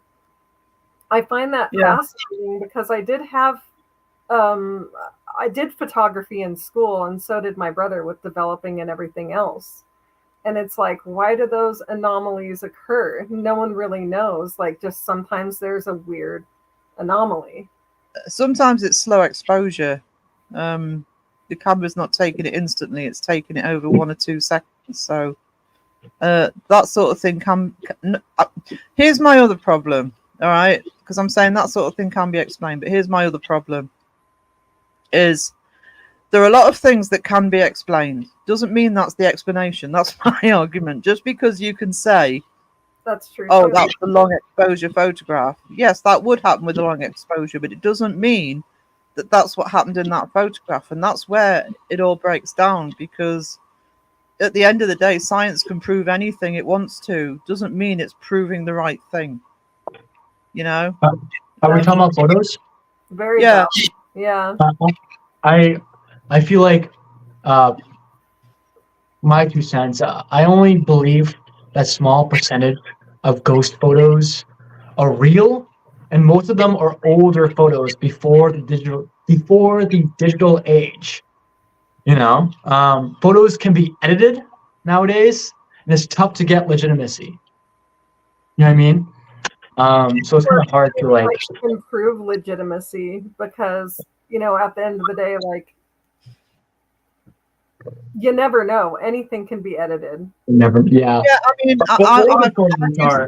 Right. I've used darkroom, and darkroom photos can be edited. You can do double exposure on a darkroom. It's how early cinema did its special effects. It's two frames, one on top of the other.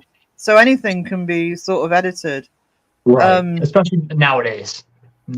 Oh, even more now. I mean, you could do the most.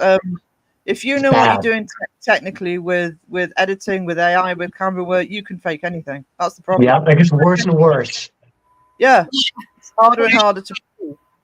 And that's why it's so important for people to stop doing that, or just say like, hey, I made this cool picture and look at this. Like, this is art, or this is an entertainment video. Like, we're just admitting it, going out there and getting scared and just looking for ghosts. We're not looking for explanations. Like, that should be pretty self-explanatory right there. If they're just running around getting scared, that's entertainment. If you're really trying to delve deeper and find different ways of figuring out what exactly is happening, if something's happening at all, right?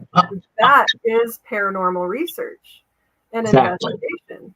What I found interesting in my my time doing this is that once you finally get an answer to something, it only leads to more questions, and that's how it's always going to be with the paranormal. You know what I mean? Well, yeah, because that's how it's paranormal. So para is outside the normal spectrum. So anything that can be explained at the end of the day is not paranormal, and something that's happening that's an abnormality, an anomaly, is paranormal. So it's outside of the normal spectrum where you haven't found a reason for it yet. But maybe in the future, science will explain, like, oh no, yeah, we can detect these energetic beings that feed on fear or feed on anger or feed on happiness, and they're there because that's what they eat.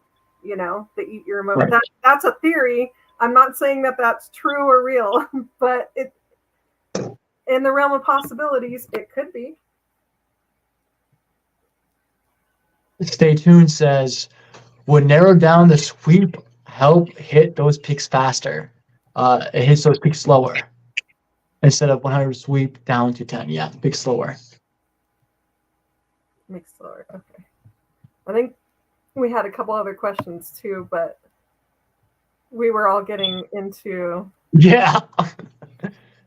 we're engaging. That's good. The conversation. Yeah, and I think these are the type of conversations that need to be had. Oh, for sure. It's important. And show people just how important. You know what? This is not working correctly for me. I don't have a mouse. I'm so sorry. That's all good, Mariah. We have patience. I'm trying to scroll back through and find some of the other questions and comments that were really interesting too. Oh yeah. Oh, I wanted to put that up too. Oh, did I? Okay. Nope. I lost it. I am really bad at this. I will get better in the future, I promise. But oh, okay, here it is. Candy says it's just to make money. It's haunted or used to capture ghosts, spirit voices, or whatever. And you can charge 10 times as much, which is true, because if you took these tools, like you could make one of these yourself, very simply, and it would be probably about 1/10 of the price. If I don't think we have Radio Shacks anymore, but an electronics store, you can actually make one yourself. I've been wondering, because, and this goes back to like REM pods, right? I find REM pods so annoying and not really, I mean, there's a lot of things that can affect them too, right? So, but basically it's a dumbed down theremin, and a theremin is a musical instrument. You put your hands near it and you can make different sounds with it. But why don't people use theremins? Because then if it is something truly communicating, wouldn't it make like, hey, can you do Twinkle Twinkle Little Star or something like that? Yeah. It's REM pods are a scientific device that will fail if you place it down wrong. You know what I mean? That's a weird thing. REM pods are crazy. But why don't they use a theremin though? That's an interesting question. Yeah, because they know they can fake it. They know just fake it, and people believe them. Boom, money. I really want to test things out with a theremin and see what happens. I cannot wait to see some more videos from you, Mariah. I cannot wait. Let's come tonight. It's exciting. I have a lot of ideas. It's just. It's been 8 months. What the heck? The kitchen needs to be finished. I was gonna film in the kitchen today, but do it. Why not? Because it's a disaster area. It's a construction area. Like most of my house, construction area. If you saw like around me over here, all construction stuff all over the place. And hey, you know what? That is normal to be constructing all that. You know what I mean? So it's you're building a kitchen. Yeah. Understandable. It's understandable. Building. But you should make a video. Make a video on it. I have a closet that needs to go in, a bathroom that needs to get done, my roof, oh my gosh. You're doing a good job though. I believe in you. You're doing an excellent job. You and your husband. Really. It's time consuming though, and that's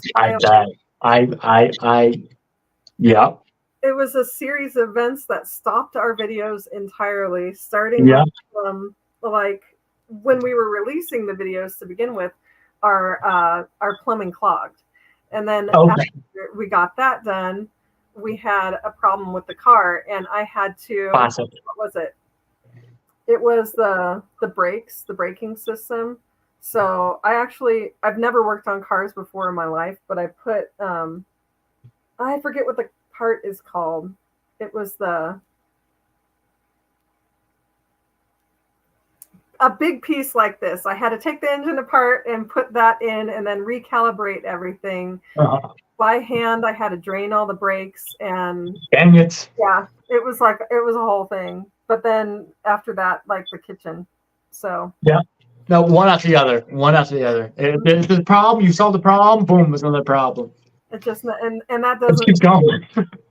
Legal things that are going on in the background that I have to go all the time and stuff like that. So, I understand when things get in people's way and they're like, I need a couple days. It's like, dude, take all the time you need, because I know my life is just, there's no way you understand. to go out every week. There is no way.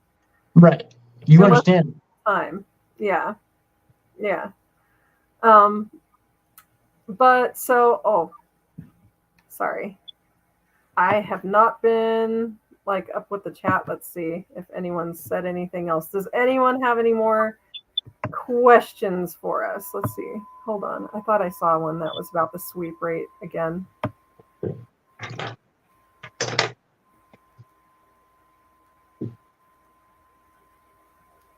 I have to hand out another wrench. I have to, yes, I should give one to Candy. And plus, you guys are going to get one too. The mods. Candy's very, very trusted. Yeah, I love Candy. So let's see if I can. I have to do it through YouTube. You have to do it through YouTube, usually, on the YouTube chart. Candy's an amazing mod, and she'll keep Philip in check. Yeah. Okay, let's see. Add as a moderator. Candy is now a mod. There you go, Candy. Come on. It's official. I love that live stream that you had, Noah. Everyone became a mod. It was all blue. Yeah, I was like, you're a mod, you're a mod, you are a mod. Oh, and Caroline is here now too. Hi, Caroline. Do you have any questions in regards to the spirit box or anything like that? Hey, Caroline. Caroline's here. I just love it when Beardo puts people on timeout too. Trent, he's always getting Yeah. hilarious. I love that. It's always like going off about the Goonies, and he's like, Banned. If you want one of the worst examples that nearly happened, is Crow had a premiere the other night, and my screen froze, and I almost timed him out of his own chat. oh, yeah, I think I was listening to that live. Like Crow's feed froze, right? And then it was it you and Philip that were talking? Possibly. Yeah. And Crow froze. That was a good one. Okay, so yeah, I had a couple of things written down that Crow had said too on the technical aspect of the radio, because I think they were really good points. But I don't know where they are now, and I would have to actually go back through our chat, which I didn't get permission to share anything that he was saying, so I don't want to do that without permission and without him here to explain better. So I don't want to do that. But in technical terms, I've heard people explain a lot of things, and it just leads me to more questions.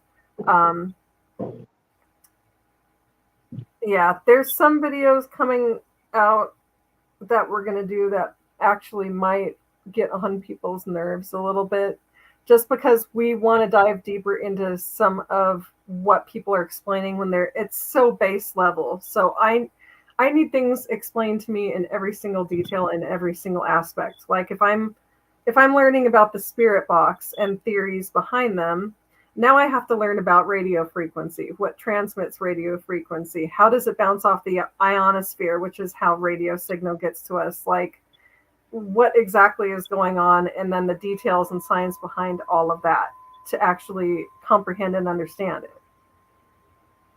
That's how deep I need things explained to me. Right. If someone's that's how it should be. Like, let's take, for example, those flashlights, which I thought were very intriguing when we first started out, because it's just a flashlight, right? So we took them out on investigations, and then it started to piece together for me that it seemed very random.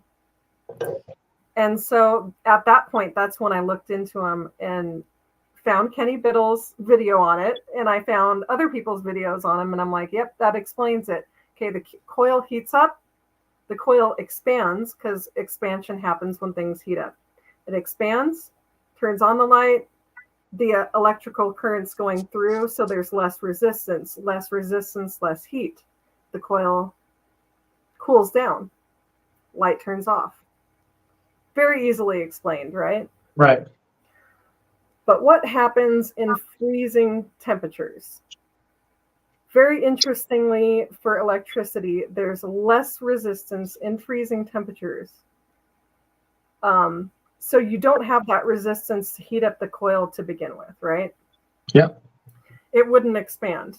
It wouldn't turn on. It shouldn't turn on, right?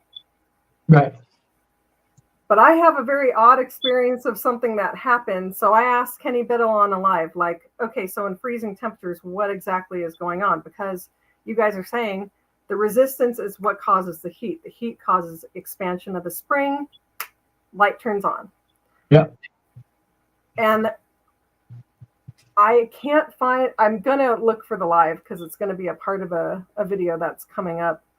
But when I asked about the cold temperatures, if the light turns on in freezing temperatures when there's no resistance and it's cold, so how can the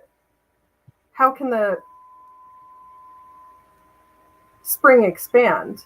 Like, what exactly is going on at that point, right? Yeah. Because I had a weird experience and I needed it explained to me. And he was like, well, it's the cold that expands the spring. And I was like, nope, that's not right. It's the heat. Everyone says it's the heat because resistance causes heat. So there's a miscommunication about what people actually know and what. That's why I think, yes, I believe that, yes, because that's even related to a spirit box.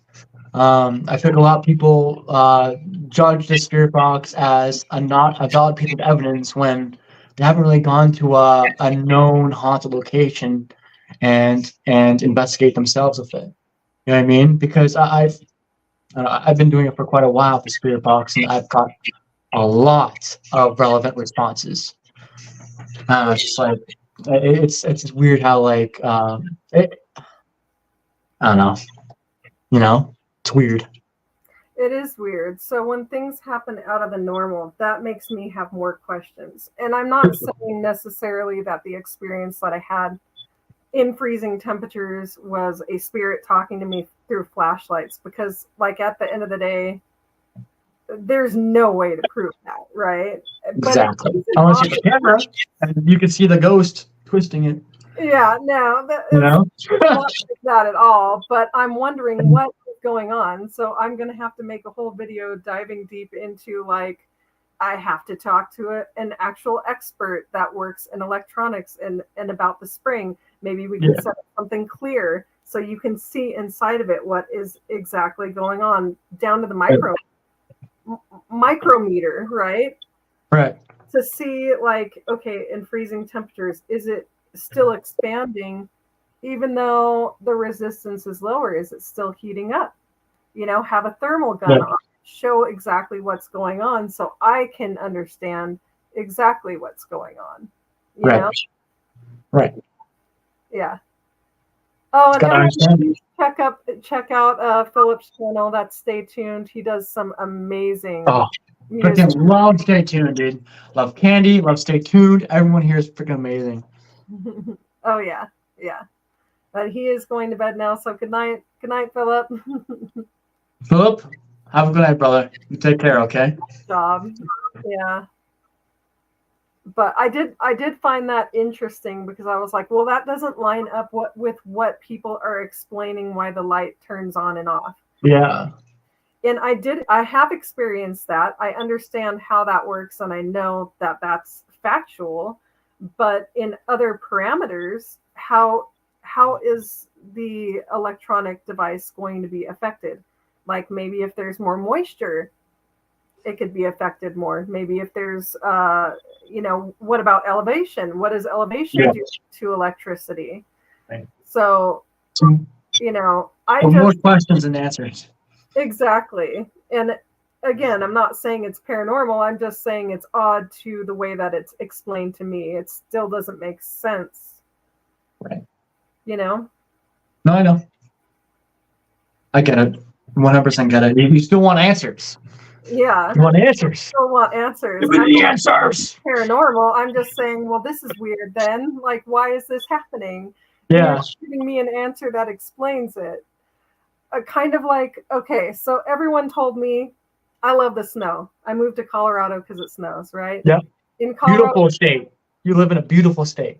It is absolutely gorgeous. We are at one of the highest elevations in Colorado Springs, too. Very high elevation. Yeah. So it's snow. And the snow will stick sometimes only for a couple of hours. Even in 20-degree temperatures, it'll melt. Okay. Why? freezing temperature is 30 degrees. And I was like, okay, why is it melting? And they're like, well, the elevation. And I'm like, okay, I know elevation plays a part in it, but that's not explaining exactly why it's melting. Yeah. You're saying higher elevation, but how does That's that not enough. elevation cause the melting of the snow? I want to know. So I went down a deep rabbit hole with that, and I found out that because we're closer to the sun, you're getting radiant energy as well. It's not just temperature, it's radiant energy. So that radiant energy, there's more to it. There's more to it, exactly. And I need that to ease my curiosity. My mind is too curious, and it needs more information.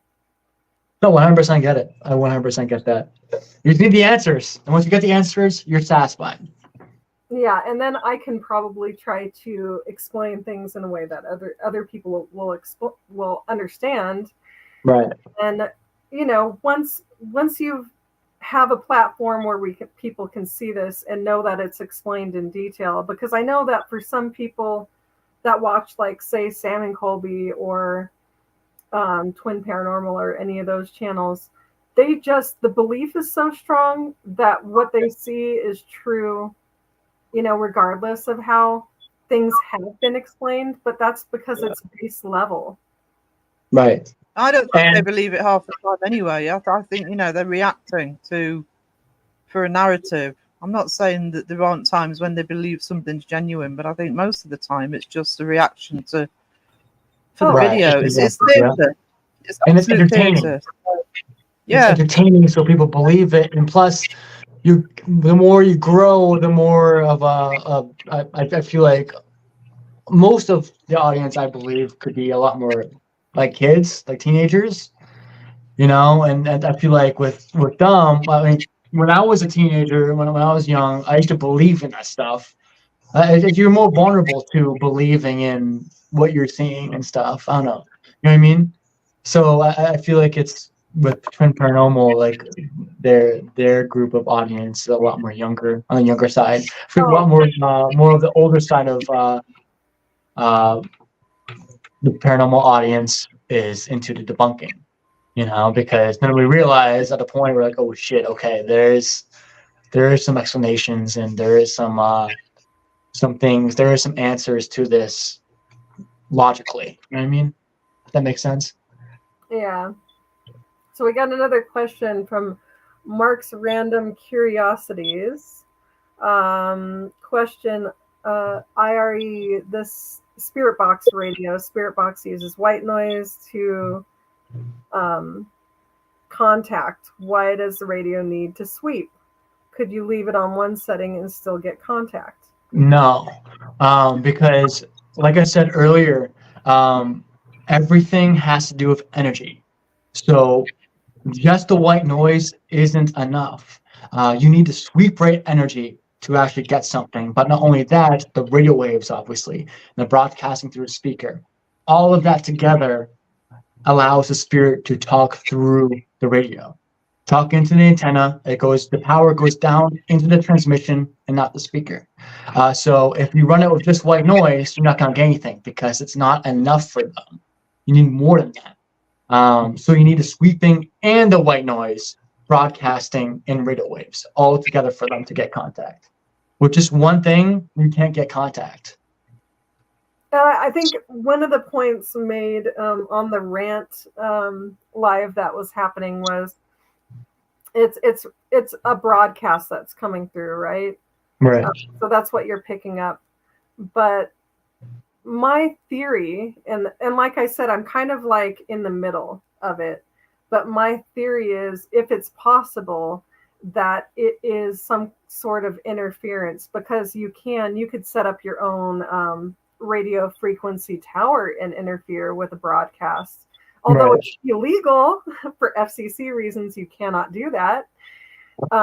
Get in big trouble for doing something like that. But solar flares can interrupt. Other disturbances that are great enough have known to interrupt radio wave frequencies, even from day to night. I think we were talking about that earlier too, because the ionosphere needs the charge of the sun to bounce the radio waves properly. So during the daytime, radio signal is much stronger than it is during the night. But what's crazy is that with a spirit box, I can get a lot at night. You know, it just depends. If a place is haunted, a place is haunted, no matter what time of day it is. So I can run the spirit box at night and get a crap ton. You know what I mean? So it doesn't matter if it's night or day. It's haunted if it's a haunted location. And also, thank you, Mark, for asking that question. Mark is he's a member of my channel. He's freaking awesome. I love that man. I find it really interesting, the possibilities of it, because when people take the box and then they break off the antenna or put it in a Faraday cage, right? But you're isolating any kind of transmission that could come into it. Exactly. Like I said, with the antenna, you need interference so it can isolate the real words from the gibberish. So you need the antenna so they can talk through it, and then it'll go chat down to the transmission, not the speaker, and they're able to talk.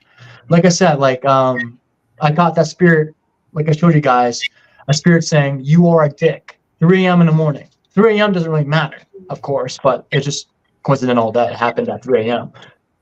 But in that specific cemetery, I've caught a ghost saying, "You're crazy." Same tone, like in the middle of that cemetery, like around 12 p.m. that day, the exact same day. They're active any time of day. But at night, I like doing it at night not because of the creepy factor like these YouTubers do. It's because you get less interference from actual people around. Because if I'm in a cemetery during the day, I'm more likely to catch people there, and I try to stay away from people in the cemetery because I want to be respectful. I don't want to interfere with their business. So at night, I like going at night, not only because it's creepy, but because it's less interference from the world. But stop talking. Interesting that if someone was going to do experiments with it, radio signal from transmissions from both AM and FM, but FM is even worse at night. Right, more prone. You got Taylor Swift all the time. It is very, very hard because of how radio waves work and how they bounce up off of the ions. But that, I think, is very technical term speech, right? So I'm going to have to do a video that breaks it down a little bit easier for people to understand. But what is an argument that you would have against that? Like, if you could theoretically say, Sarah, like,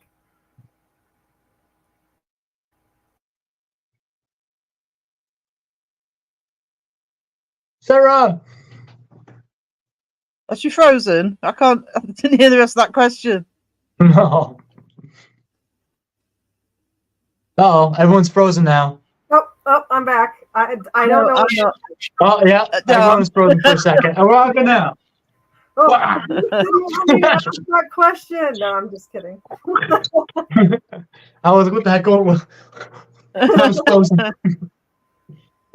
Yeah. Right back. 1 second, guys. 1 second. Right back. Against that, we should think of like another possible consideration of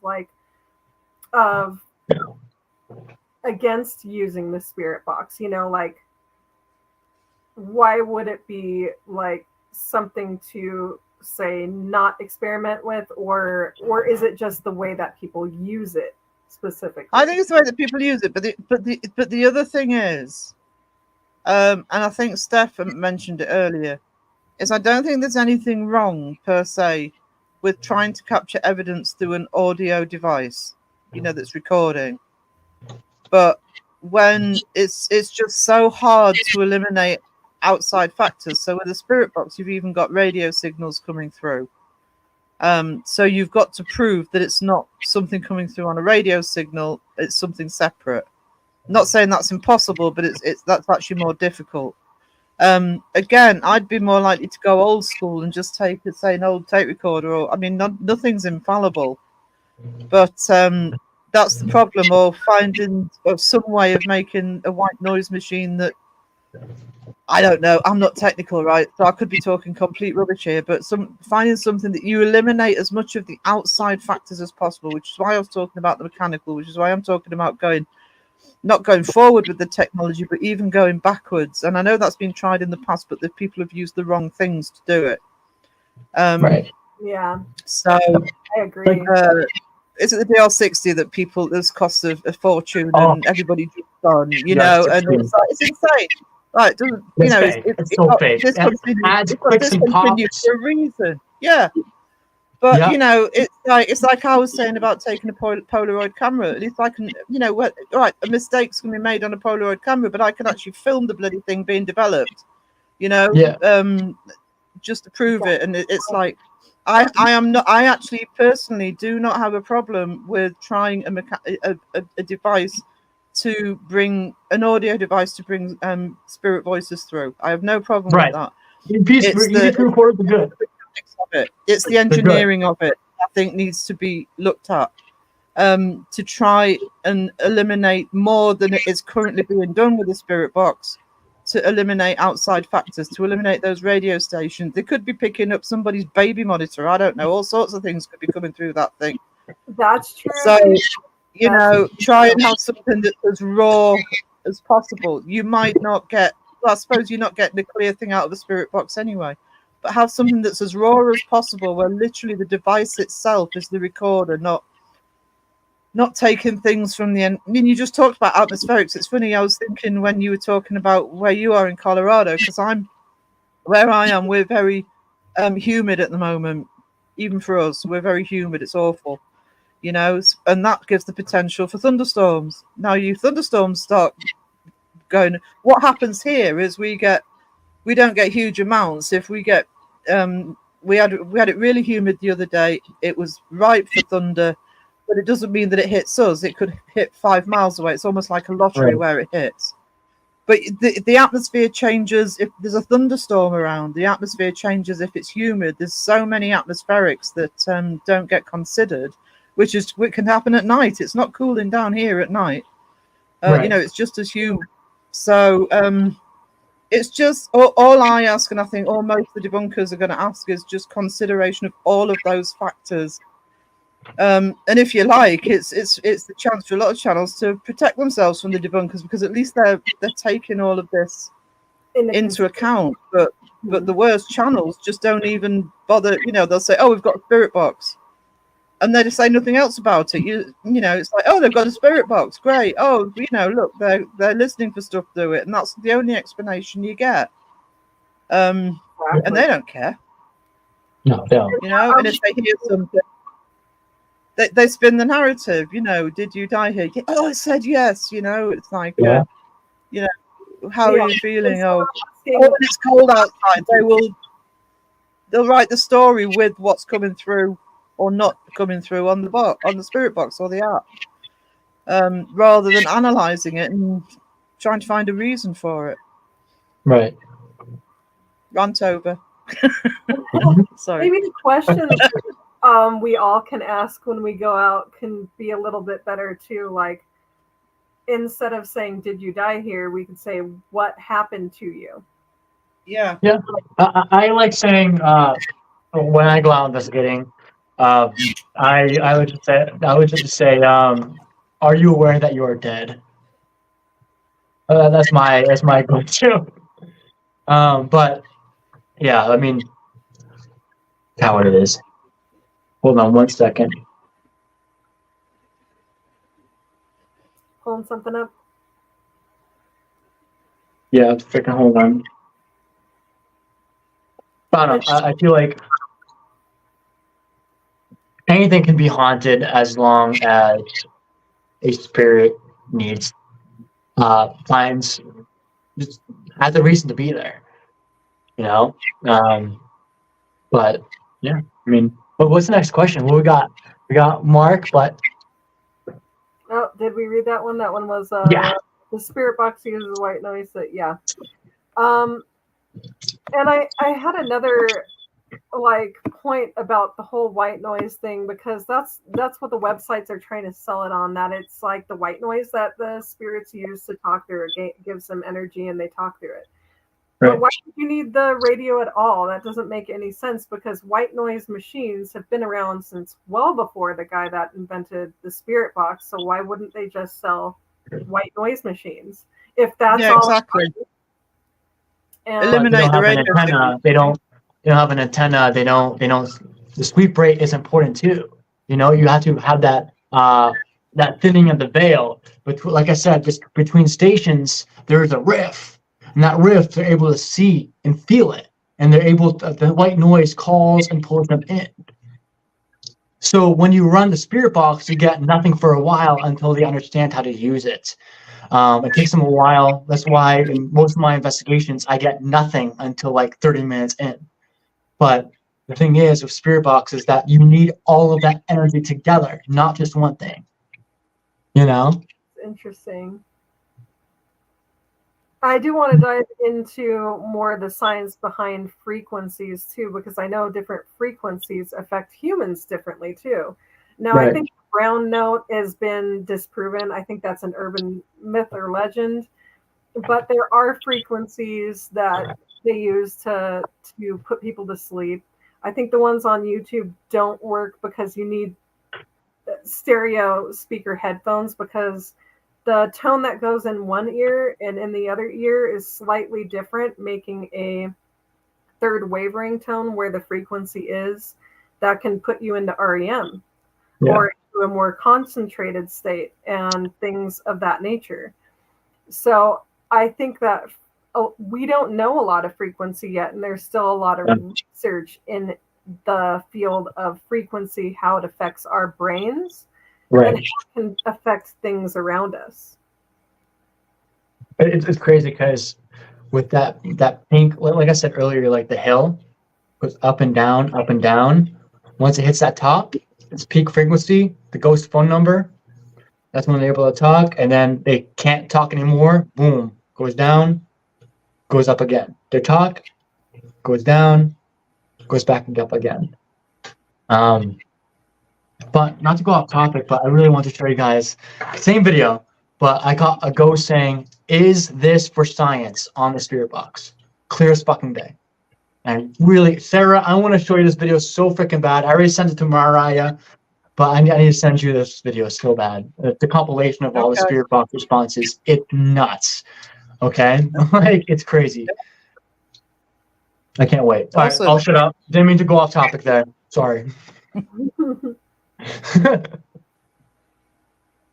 I just think whereas we need to have more discussions like this. Investigators, debunkers, commentators like myself, because I think it's not just the lack of understanding in the paranormal; it's the lack of understanding on how the equipment works. Should we be using equipment at all? If we should, what should we be using? And I think that knowledge needs to be spread out into the community far more than it is right now. Because the community, I'm okay. When I'm saying community, no, I'm talking about the debunking community, and I've been a part of the debunking community for a long time. People know what to look for on the basics for a fake video. They know to look for phishing wire. They know about spirit taps, etc., and about foreshadowing and all that stuff. But it's like even I'm finding that I need to have a bigger understanding of how this stuff is purported to work and how people actually use it, and that isn't explained enough. And it's not, I actually don't think it's down to the investigators going out and explaining it as they go along. I think it needs to be conversations like this. It needs to be, lives like the one Crow did. It needs to be the debunk like Joe did, where he went around his house with the EMF. It's practical demonstrations. Beardo does that, just to show how these things actually work, because the debunking community, talk about the subs and the viewers now. Yeah, I think the subs and the viewers now, we all know. I mean, I've been watching for several years, and I know what I'm looking for even before I started the channel. But that nitty gritty in actually going that bit further in sort of working out what's actually happening, especially like me, I believe in the paranormal. I want to see people investigate it properly. I really do. That's really majorly important to me. But I want to be able to know when I'm watching a video by any investigator that I can actually trust them. And there are certain things that I know I can trust, but there's other things where I'm not sure. If I'm watching your video and you're using the spirit box, I want to know that you're using it responsibly. You clearly are, by the way, but I want to know. And I think it's not just about you investigating and explaining while you're there. I think there's channels. I mean, I'm a commentary channel, so I've got the opportunity to do it. Other channels, even if they're debunking channels, will sometimes do videos doing demonstrations. That's the sort of information that we need now. We know how to look for fishing wire and all the other stuff. Right. This is the sort of stuff that now needs to proliferate out in the community. Yeah. Yeah.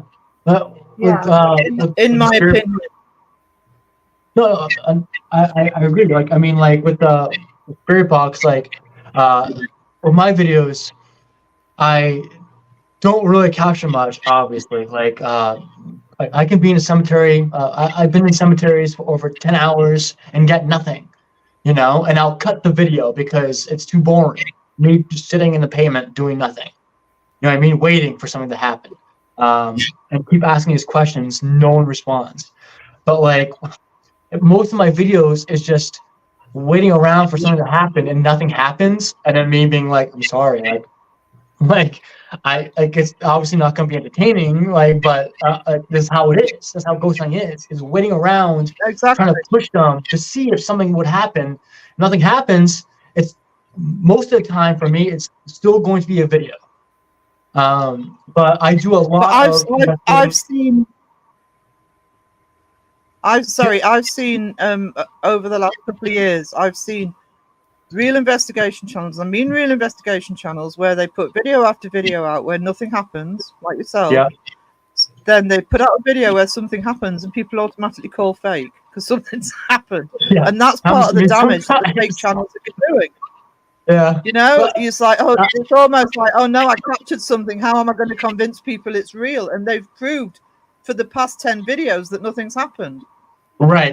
That's what happens with damage. Yeah, that's what happened when I debunk and react to other fake paranormal channels. Is that I get a lot of criticism saying, "Hey, you're fake," like whatever. But I think the biggest was when I called out Exploring with Josh in person. A lot of people were saying, "Oh yeah, you're saying all this shit, but you're fake." Or when I called out Sam McColby, I got a lot of that. You know what I mean? Because the fan base is so freaking wild. But it is what it is. I mean, it's the internet. Yeah. I mean, I think you're gonna get that no matter what. But it happens. I've observed that happens a lot when I call fake paranormal out because I take my job seriously, and knowing that other people fake it makes my job into a joke, and that's why I debunk in my videos, or not my videos. Yeah, in my videos, solely debunking fake paranormal channels. I debunk in my investigations, obviously, but in my whole video of debunking YouTube channels, that's where it. Yeah, that makes sense. That does make sense. You understand? I think I'm gonna start something branching off that's the same thing but on a different channel, but I'm gonna cook at the same time. And the thing is, I want to find out everyone's favorite meal or whatever. Let's say I'm reacting to a crow video. I'm gonna do hot dogs. You know? So whatever their favorite thing is, I'm gonna cook it during whatever video I'm reacting. If I can find out what their favorite. Oh, that's smart. That's smart. Yeah. And there's some channels that I really, really, really enjoy watching that I know are more on the ghost hunting level. Like they're not really looking into things. Sometimes they do, but I just enjoy it personally to watch. And I'm going to say my thoughts on it. Like, this is just ghost hunting, Right. It's entertaining to you. As long as people know that it's fake, you can spend money on them. You can buy their merch, their expensive merch. That's fine, as long as you know that they are fake and they're lying to you, and you can still buy them. I'm not saying to you, Mariah. I'm saying Exactly. other people, but you know what I mean.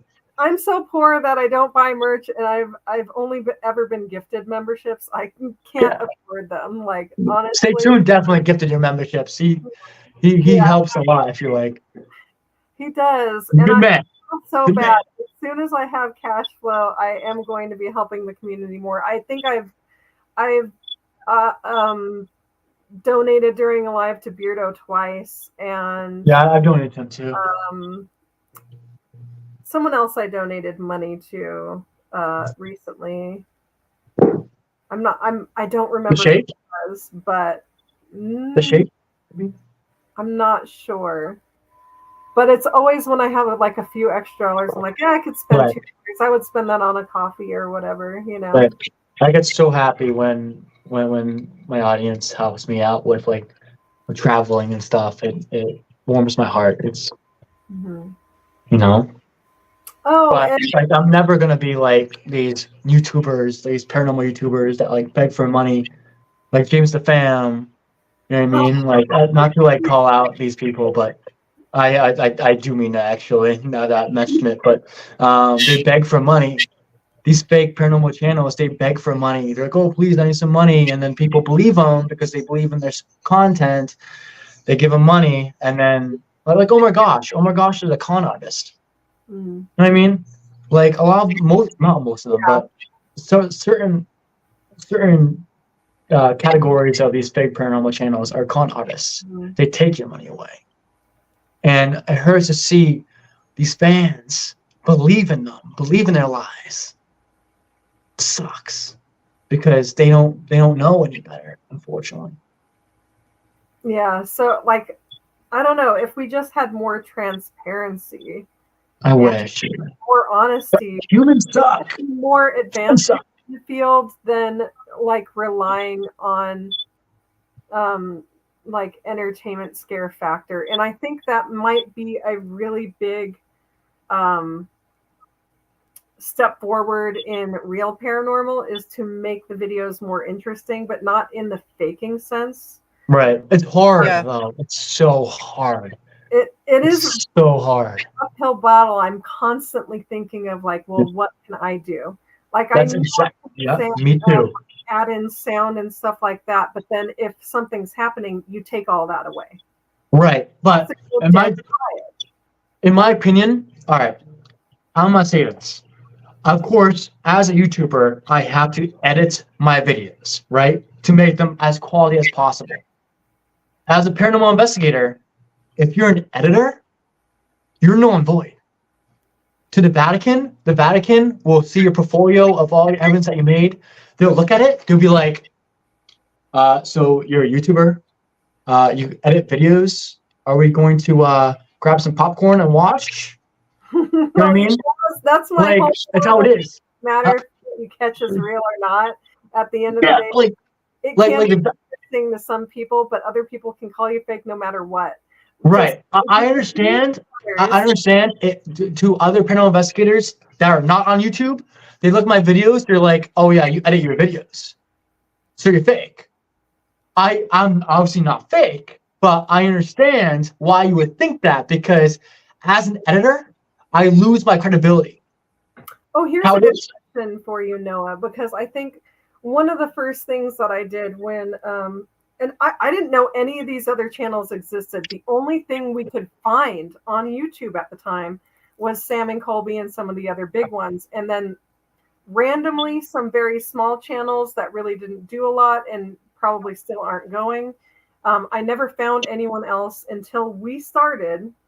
And then, of course, that was the same month that all the drama happened, right? So then I found everyone. And I found the Ouija Brothers and Ghosts on Trent and all the other real channels. And I was like, okay, here they are. Here's Debunkers. Here's this whole entire group of, I didn't know people were trying to do the same thing that I was doing, right? Yeah.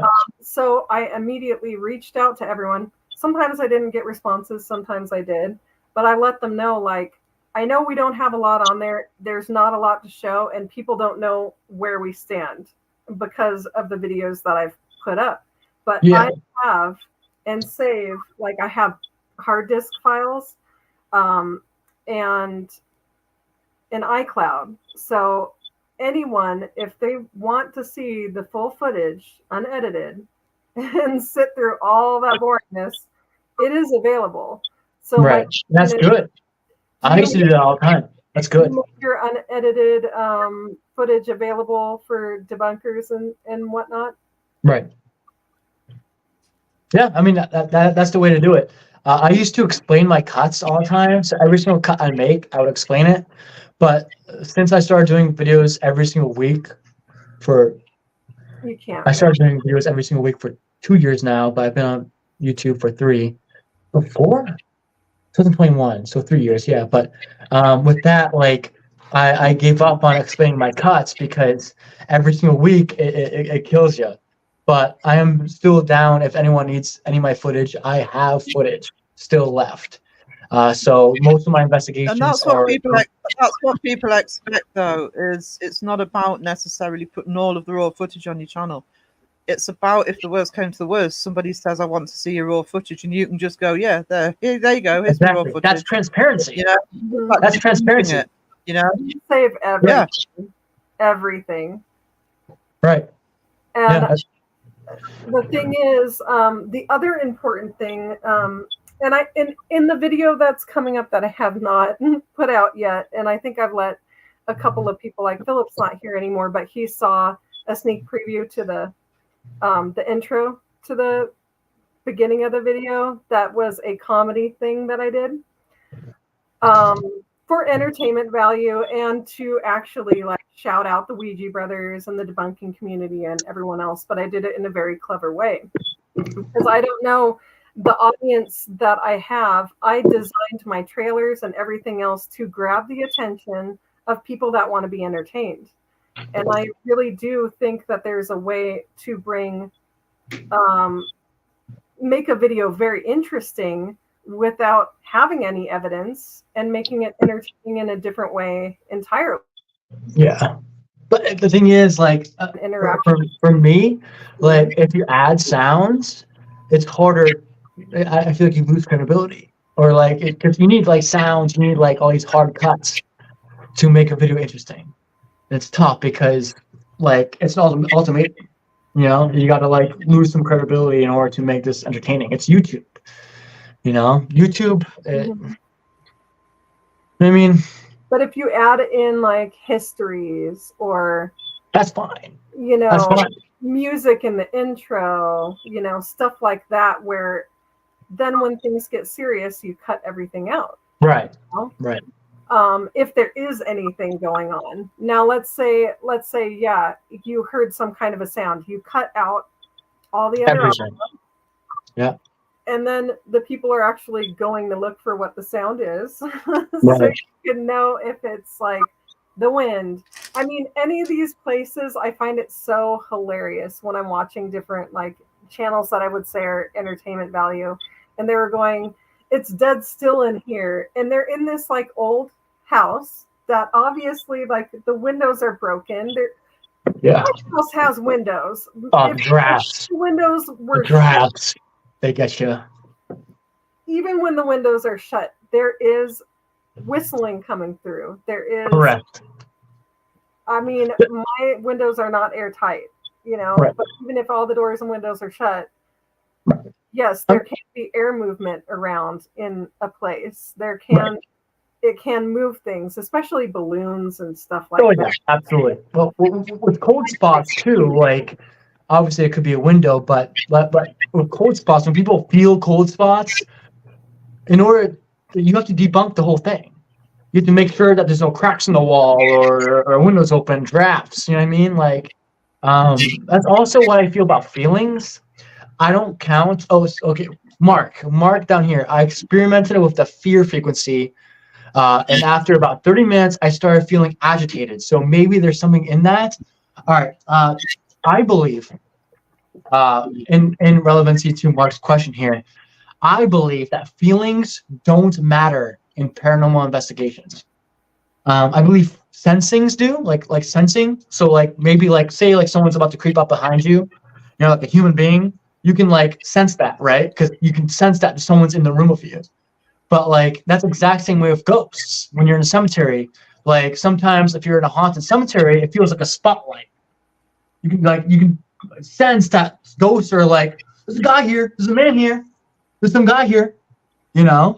Sensing is a whole bunch of different category and feelings, in my opinion. Feelings, you can get like chills and be like, oh shit, like I got the chills. But in reality, you are about to take a crap within an hour. You're about to take the bathroom within the hour. You know what I mean?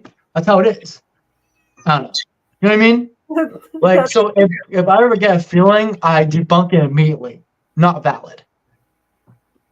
There could but be Mark was a good question there. Other side of that too, though. Like, I can understand most feelings can be disregarded or debunked, and I don't know how you feel about that, Sarah.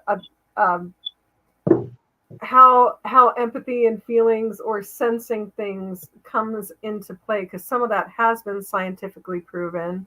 To a certain extent, there is some kind of nonverbal communication going on between people, or you can feel their energy field. Right. Okay. I'm gonna say that I do watch Kenny Biddle. I love Kenny. Don't agree with everything he says, but I do love Kenny. Right. And one of the ways when I first turned my channel into a paranormal channel, because it was an art channel, it was actually after watching Kenny's live, and he was talking about memory. He was talking about people being together. Now, my biggest experiences I've been on my own, absolutely on my own. So that one never seems to get explained, other than hallucinating, imagining things, etc. I do believe. I mean, I'm not saying I'm not psychic or anything like that, but I have had occasion where some things happened and I've had some sort, I don't know, sense to it, and something paranormal's happened. I also sometimes will walk into somewhere and sort of get that feeling, whether it's paranormal, whether it's just the atmosphere, I don't know. But I don't think it should be blindly believed. I don't think it should be discredited. We have a fight or flight response for a start. That's genetically built from hundreds of years. That's how humans started. It's fight or flight. So sometimes we should actually listen to it. That's nothing paranormal. That's the human body. That's DNA. Right. So it's our natural antenna. Yeah, I mean, Noah was talking about. I mean, I think it's far more dangerous to go urbex exploring. I mean, come on. But how many times, if you've done urbex exploring, Noah, have you actually been in somewhere and you're not looking for ghosts, you're just urbex exploring, but you've got that feeling that you're being watched or that somebody's actually coming into the building. When you're urbex exploring, you have to have that antenna, because potentially you could be somewhere where there's people that could hurt you or not want you to be there. That's human instinct. That's real. Exactly. Human instinct is real. Fight or flight is real. Right. So why can't that occasionally come into paranormal investigations? I'm not saying use it as evidence at all, but I don't think it should be completely dismissed. That's what I'm saying, I think. No, I agree. My buddies who only just do urbex, they don't believe in the paranormal, they're skeptics. I like taking them along. I'd rather have a skeptic on my team than an actual paranormal investigator half the time, because most of the paranormal investigators that I've seen use devices that I don't believe in, and I don't want to accidentally be associated with someone who can potentially fake. And if they fake, that means I'm fake. So I don't like working with other paranormal investigators half the time. I like working with skeptics, because I like to prove, if there is something that occurs, I like to prove to them that, hey, there is something there. But also, they don't get to fake anything at all because they don't believe it. But it's why now it's becoming more of a trend to take a debunker out. Seg's been out investigating with people. And that's what I wanted to do. Kenny's been out investigating with people. Take a debunker along. Or a skeptic. or skeptic. or an expert in the field of something that you're investigating. And I don't mean like Absolutely. paranormal, but like an expert in an electricity, an expert in sound, an expert in, because sound travels so weird. That's Right. another thing that, like, with sounds and noises, they really can echo around, and you might not know exactly where they're coming from. Right. That's why things like joint popping and stuff works, right? Yeah. There's places in the mountains around here that you can get lost very easily if you're trying to follow. Oh, well, I know that there was a waterfall or a stream around here, but there's mountains, so that Right. sound's going to bounce around. And if you're trying to follow the sound to get back to that river or stream, you're actually going further away from it and getting more lost. And it's happened to a lot of people that actually got lost in the mountains and died because they're trying to use their sense of sound to get out of the mountains, when, you know, all of that stuff can be very misleading, which makes paranormal investigating that much harder. Yeah. Yeah. Yeah. But, like, not to go back on the that skeptic stuff, but my buddy, he, like I said, he urbex explores, and he's caught like Sarah said, like fight or flight. When something happens, he's a skeptic. He doesn't believe in ghosts. So if something happens, like a door closes by itself, he's like, "Oh shit, it's a human." Checks it out, investigates. Like, he's like, "What the hell happened?" Sends it my way, and then he's like, "Hey, like there's this like house I just explored, door slammed by itself. Like I'll be like, hey, okay, perfect. I want to investigate that place. Where is it? And what time did you go exactly? So I can find out what is going on there." When I go there, half the time there's nothing really there. But it's good to see urbex explorers that are skeptics capture that stuff that is logical for stuff to happen, like the door slamming. Window was obviously open, but it's good to investigate after them and see what the hell's going on in the house, because I believe maybe it could be something, but I have to be there to know, you know. But the other thing with that, though, is it's where it's the opposite, isn't it? Because if you're an urbex investigator, Yep. and you fight or flight goes and you hear a noise, your natural reaction is and should be to get out of there because you don't know who it is. Whereas I have to fight. I have to fight it. Doesn't matter who it is. Yes, if it's a human or not, I have to go see. I know, but my point is, you've got some people. There's been a trend here in the UK recently. You've got some people who go investigating abandoned buildings, and as investigators, their natural instinct is to go toward the noise. Right. So, you know, they're not considering the fact half the time that it could be somebody human who doesn't want them to be there and is dangerous. Yeah, it's actually abandoned buildings and investigations. That's the last type of investigation I'd do personally. Right. Because you don't know who you're going to put. I'm not frightened of the ghosts, but I don't want to be, you know, confronted by somebody who isn't really going to want me to be there and isn't going to care how he get rid of me, you know? Right. I don't think that's considered enough. I agree. But I have to, that's a risk I have to take half the time when because the state that I'm in is old. Like I said, I'm in Massachusetts. It's a new world. History is what causes hauntings. If I'm in an abandoned place that has been around since the 1700s and I hear a noise, and I'm in an abandoned place by myself and I hear noise, I'm still going to have to run towards it, even if there's a freaking human on the other side. I have to risk it. You know, my point is, you are aware of that. You know that that's a risk. I see so many go in, especially the younger ones, who I think you really haven't thought about the position that you're putting yourself in. Right. In that sort of situation, you are going in fully aware that it could be either paranormal or a person. That's fair enough. But I have seen several investigations where I've thought, you know, you buggers, you just haven't thought about the risks that you're taking just to do a YouTube video. I genuinely don't think It's like sometimes I think it was a while ago. So I saw Twin Paranormal go into some caves, and I'm thinking, have you even bothered leaving some sort of marker in this labyrinth of caves when you're walking through them? Oh, You yeah, know, I mean, rope.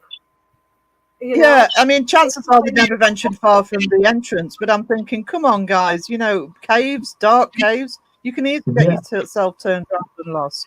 Are you even thinking about this sort of thing? You know what is really interesting was I used to watch a lot of Sam and Colby, although it got boring because it got less. Okay, when they were more, I would say they do less to like add to the story now, but when they actually had like a story to their plot and everything, where it was, I would say more fake back then because they had a story going on. It was more interesting. But one of the scariest episodes they had to do with them going into a cave and then actual people being in there. Absolutely terrifying. That I've been in a situation myself where luckily we were on public property. Right. But there just happened to be other people there, and this one's going to come out too because there's no real. I mean, I kind of, it was one of the first investigations we did. It was really clumsy. There's a lot of like feet and butts instead of like shooting at people's heads because we were kind of like talking and holding the camera down. But the scariest part in that investigation was when there was actual people there. And I truly was afraid for my life. Like I could put that in the title and it could be true, but it like it's just because I also believe that caves are harder to investigate in because reverb. Reverb, a water droplet can sound like can echo through and make it sound like it's really close to you when it's not. And that makes it harder to investigate because any of those noises could be anything.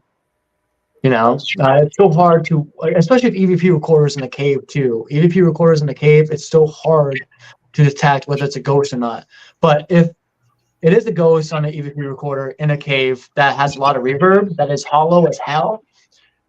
How you know whether it's a real ghost or not is if the voice that you hear on the EVP recorder is reverbed as well. And how about this? Like, because we did an investigation in a tunnel, which is very similar to a cave, right? No, it's on YouTube, right? It is, and there was a lot of wind. I'm sure I saw that a while ago. A lot of wind. So yeah, to take into consideration, if the wind hit just right, it can sound like a voice. Correct. So, correct. You know, all the things that like, yeah, it sounded exactly like this, but it could have been just the wind. Like right, yeah. It's hard to tell. Except for the voice at the very end that said Mariah, which Zach swears up and down was him saying Mariah, but it sounded like a female's voice to me. Send that to me if you have the evidence. Send it to me. Mm-hmm. I would love to see that. It's on the video, and it's. I mean, I was prepared for people to be like, "That's an overlay," and I'm like, "Nope, you can have the raw footage. It's definitely not an overlay." You know, the Vatican behind me. What's crazy is that the Vatican they unlayer stuff. So what you need to run through a whole series of tests to get into the Vatican. There's only 8 real official paranormal investigators out there, and they're in the Vatican. And you need like a whole portfolio of evidence in order to submit it. And it's a crazy thing because they have to unlayer your evidence. If it's a photo, they unlayer it. If it's a video, they unlayer it. If it's audio, they isolate it. And then they keep it for themselves, and it's not your evidence anymore. They keep it secret. They take it away from you. But obviously, it's your evidence at first, so you have a choice whether or not to give it to them. But it's crazy. It's crazy. So you can no longer use it even if you have a copy of it. They won't, like, you're not allowed to show this to anyone. No, they keep it. They absolutely keep it. But if it's pretty hard for me to with me, I'm afraid of when I do get evidence, I sure do it put on YouTube, but I'm afraid of people stealing it. stealing it and manipulating it. So my evidence could be real, and then someone else takes it and fucks it up because it's the internet. You know what I mean? Anyone can take my stuff, Nuke's Top 5 or something. Oh, You know what I mean? yeah, and I've seen them. That has happened. Yeah. That Like- has happened with one or two people. Mhm. Sure, Nuke's Yeah. Top 5, like you submit it, but I don't know. I just don't believe. I don't want to. I'm scared that if I do get evidence, when I do sometimes on my channel, rarely, but when it does happen, I second guess myself. Do I really put this on YouTube? If I put this on YouTube, someone can easily steal it, and then it's not my evidence anymore. I don't know. Wait, That's John. a consideration too. John says, "Can you bait ghosts with food?" This amazing man's he's always on my channel. He's an amazing dude. He's practically my brother. I love this dude. He's funny as hell. That'd be crazy if you can bake ghosts with food. I don't know about that, but Imagine. there's a lot That would of be nuts. people that say like my mom and her husband, they are Buddhists, so they leave offerings and gifts for any spirits of food or something else, sweets. It's part of a belief system. Yeah. I'm not sure if you can bait them with food. They can't. That would eat be funny it, if that was legit. He's always the class clown. I love John. John makes me laugh a lot. I don't know. Do you think it would be more like taunting them because they can't eat? I don't know. Maybe. I mean, someone in my chat the other day in my live, I'm pretty sure you remember this, Mariah. It's someone saying, "Why don't you ask them out on a date?" I'm like, that's a good idea. Like, why not? See what they say.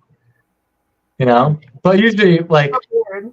well, like I said, like with provoking or like doing any of that shit, if there's reports of a ghost hurting women, old people, or children, that's when, as a paranormal investigator, I go right out of the gate.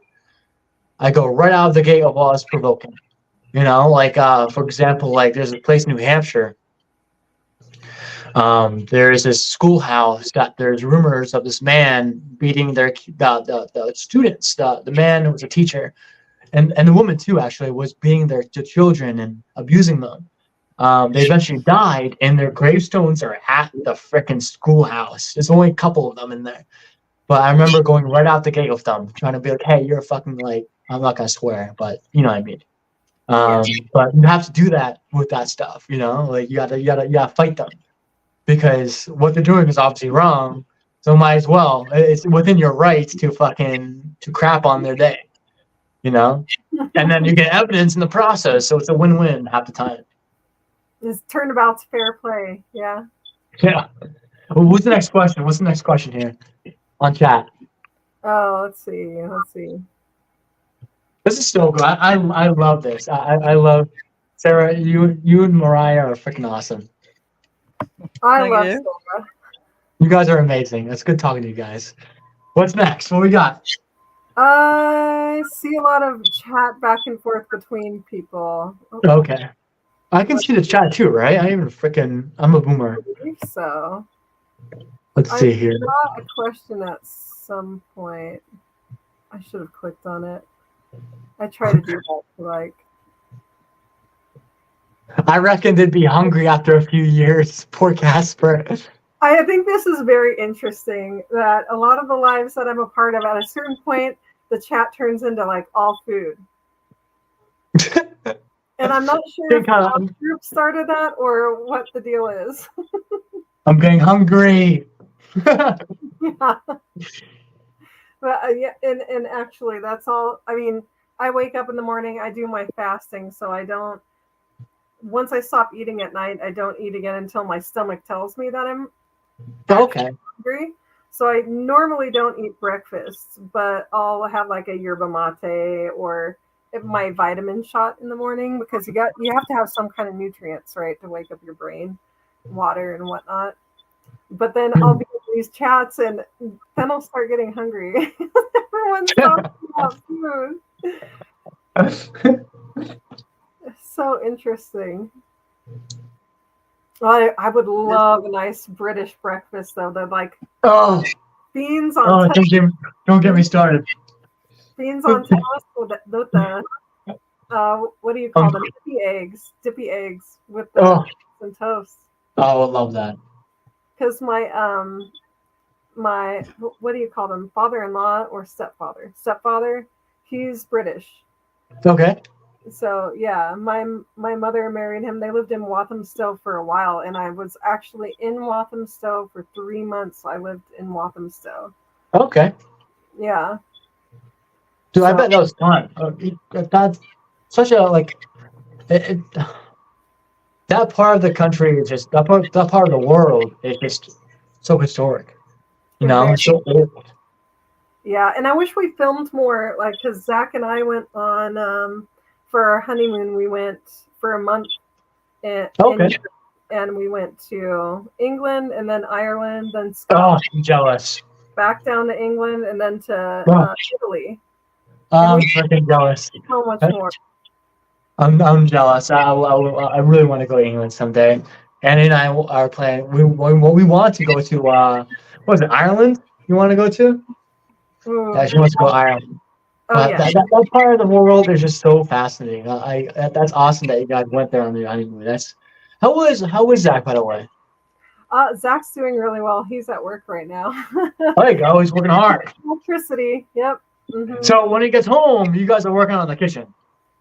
Yeah, and that sucks for him. But usually it's like all work all day long and on the kitchen, and then he'll get home, or I might even leave before he gets home, and then I go to my serving job because I work for an Australian steakhouse. Oh, really? Are you a waitress? Yes. I'm a waiter. Yeah, I work for Outback. Yeah. Okay. I see. Okay. Yeah. I mean, I'm a waiter, so I understand everything that you go through every single day. So we could talk about that outside of here. But oh man, the stories, the public is just, you think you see it all. I've talked to some very interesting people actually. Like there was one guy that was a scientist in the military, and I was telling him how, like, I think it's interesting because we used to mess around with the EMF reader. You can make the numbers go up and down with your energy, and he was like, because it has to do with your heart rate and your electromagnetic field. Right. And my electromagnetic field happens to be, I don't know why it's bigger than normal, and I can't wear analog watches because they'll just stop. And I was trying to tell like Kenny Biddle this. I think it was in the Debunker group, and he said, "Go to that research group because that's not normal." Because I break electronics and watches and stuff like that. Yeah. And I was like, "Nah, dude, it's completely normal. Like I'm sure of it." And I contacted them, and they were like, "Yep, that's normal. Don't." They were like, "We don't understand or know why some people are like, but it is completely normal." And I will share the communications that I had back and forth, like through email with that company. I would love to see that. Yeah, I would love to freaking see that. You know, as it is crazy because if you have a lot of experience in the past of spirits, you radiate a more higher EMF as a body, and you're able to see things better. It's a weird thing. So if you experience stuff in the past, like when you're younger, you have a higher chance of seeing stuff in the upcoming years. You know, because you have more of a high EMF body. It's crazy how it is. So yeah, Sarah, you've had experiences before too. Do you think that some people are just more of like magnets to the paranormal than others, or do you think it has to do with skepticism? I can't say 100% for sure. I do think I do actually. I am somebody who believes that you have to be open to it. But at the same time, I do think more people can experience it. But I've never really decided whether it's to do with being open to it or whether it's because you are some sort of magnet.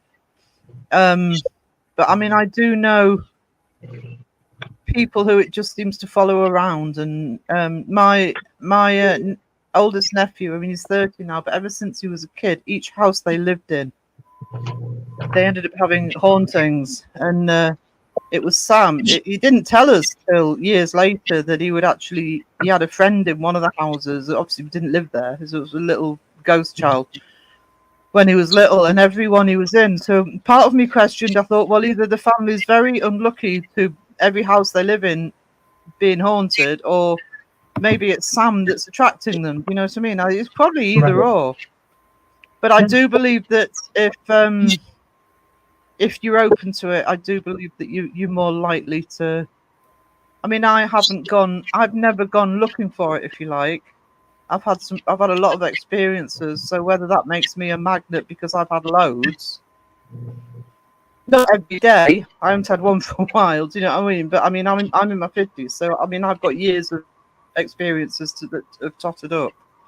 And I know people who will say, "Oh, I've never seen anything or heard anything." It could very well be that they have, but they've automatically given it an explanation because I think some people can't handle it. I honestly think some people don't believe because they don't want to.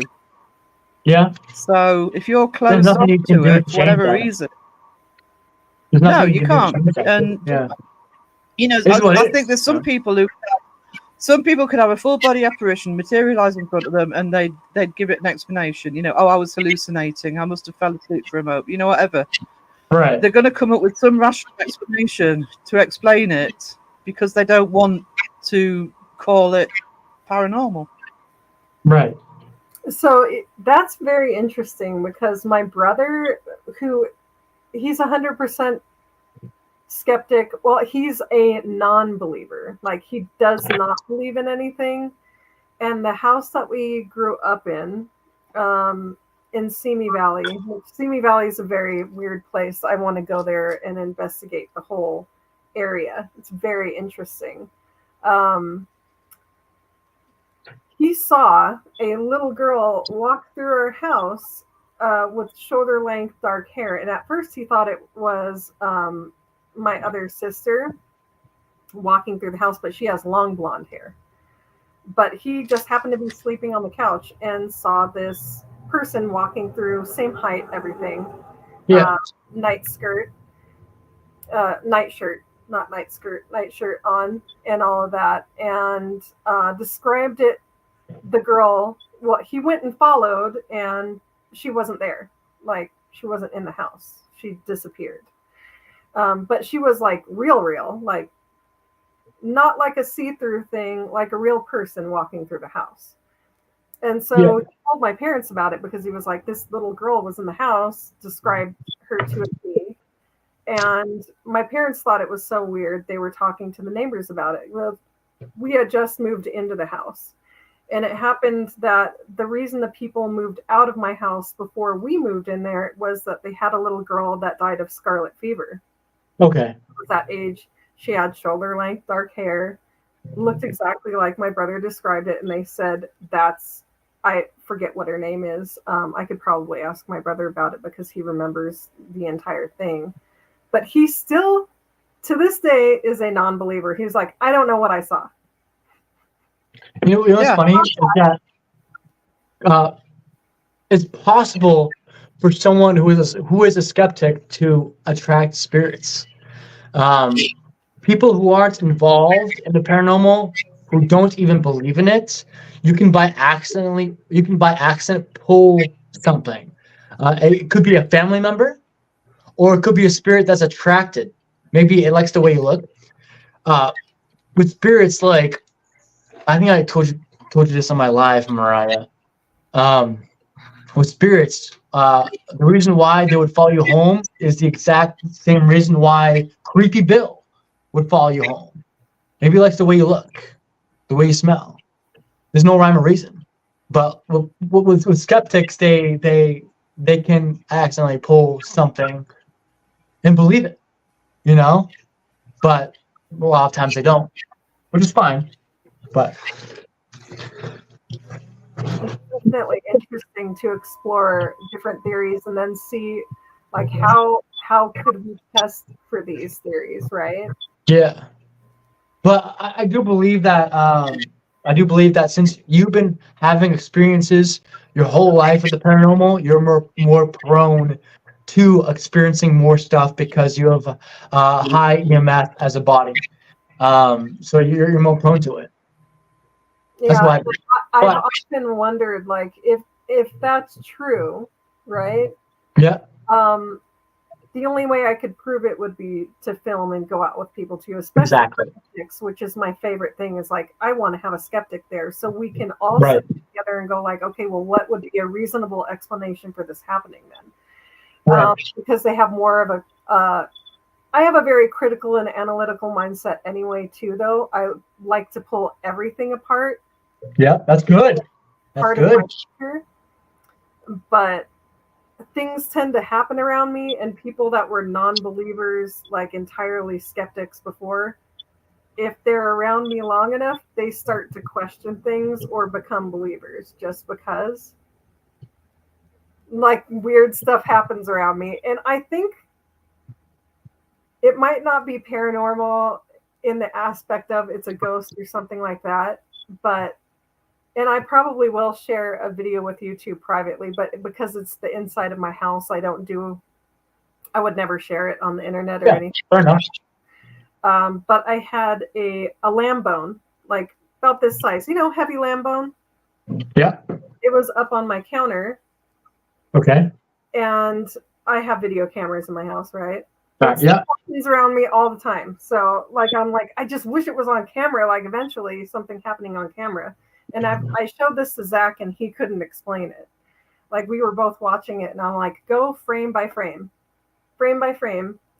The bone tips, like it's long ways, right? Long ways. Yeah. But it's on a flat surface, and it could tip down because there's a way for it to tip down. But the way that it's sitting, there's no way gravity-wise for it to tip upward. Okay. Right? And that's exactly what it does, is it gets bumped and tips upward and then rocks back down. And like in the video, I sit there and then I cock my head because that stuff doesn't scare me at all. Yeah. And I'm like looking at the cameras, okay, maybe it got it. And I run over and I was like, okay, what actually happened? Because you think you see one thing, but maybe your mind's playing tricks on you. Right. In real time, sometimes it is hard. Yeah.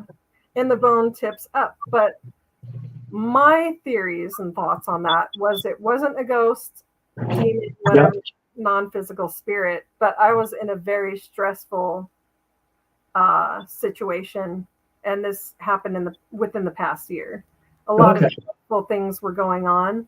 And I think it was just like my anxiety and stuff like that caused an energy flux or something like that. I don't know. That's my theory on it. But it remains unexplained. There wasn't anything up there, no mice, nothing that would create a bone to move, Right. It would have to be like a very strong wind, and all of the doors and windows were shut to that extent. Like, okay. Yeah. But I would like to show it to you guys, and I have offered it to other people too, being like, okay, well, if you can tell me a reason, then I have more. I will love to see that. I will love to see that, Mariah. In the future, like if someone can explain it to me, then I could be like, okay, now I know to look for that in the future. Like, so I can debunk something else. Right. Yeah. But gravity, okay, that's the thing that gets me the most. If it was gravity, it would have slipped down if it was going to slip. Right? Correct. So, yeah, I would like to send that to you guys and get your thoughts on it. I will see that, Mariah. That'd be freaking awesome to see. Yeah. But ladies, I am going to head off. I'm a bit behind schedule, and I have to do some things on the rest of my vacation. I'll see you guys, okay? Oh yeah, we've been on for quite a while now, actually. Yeah. It has been a pleasure. It's really amazing talking to you both. It has. Maybe we can do it again sometime. Please. Ghost Please. theories or It's some freaking other, awesome. yeah, Sorry, go ahead. theories, thoughts, things that we can do. Yeah. Maybe we'll have some more few people on here too. It'd be awesome too. That would be Maybe the amazing. Crow or yeah. Oh yeah, I was just like, I know he's very busy though, so Yeah, that is, I knew it was a strong possibility that wouldn't happen. that's okay. I thank you Have guys pictures. It's all both good. very much for being here. Of Are course. you gonna stick around for a while, Sarah, or do you have to get going as well? I can stick around for a little. I can stick around for about 15 more minutes. So if you want to keep going just for the last bit, happily. But really nice to meet you, Noah. It's really nice to meet you too, Sarah. It's been a pleasure. It was fun, very It's been a fun. pleasure. I hope to meet both of you someday in real That'll be life. awesome. Hey, September maybe. September. 2025, Mariah. You never know. Yep. No? It's gonna be good. Not this September, next September. Right. Annie wants to go to Colorado. She's been wanting to go to Colorado forever now. So we could be able to make the plan and do it. It's too early to tell, of course. But when the new year starts, which I'm dreading because I don't want it to be 2025. But when the new year does start, we'll possibly make that plan. It's a 90% chance, so It's gonna probably be gonna work out. and I It's just, hope to get at least one debunker.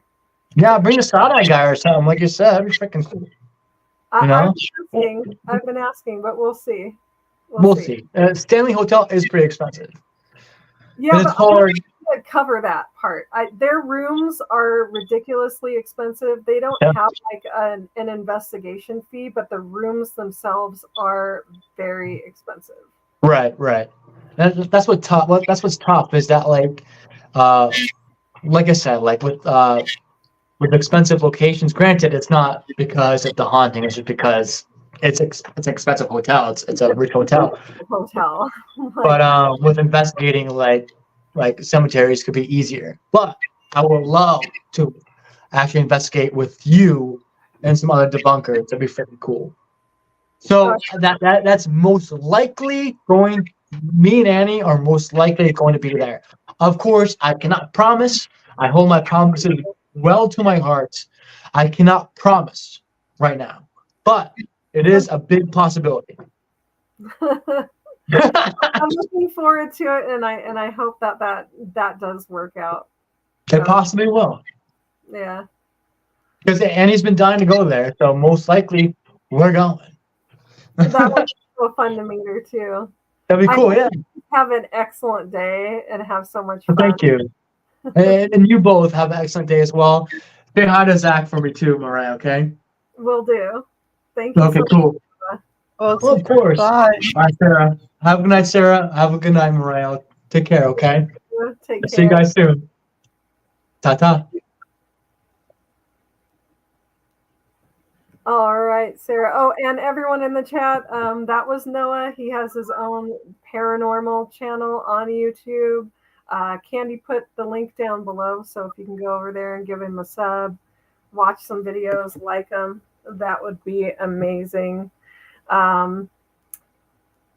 Sarah, is there anything that you would like to bring to the table? I don't think that we're on a different page at all when it comes to any of this stuff, really. Actually, I have to. Oh, I'm losing my voice. Hang on. I have to say, I was surprised. It was far more closely matched than I was expecting. Oh, yeah. Because I think that ultimately, wherever we stand on things like spirit boxes or whatever, I think there's a commonality in wanting transparency in investigations, however you do them. And I think that's the most important thing, to be honest, is to actually just be honest about what you're using, what you're doing, having your raw footage available.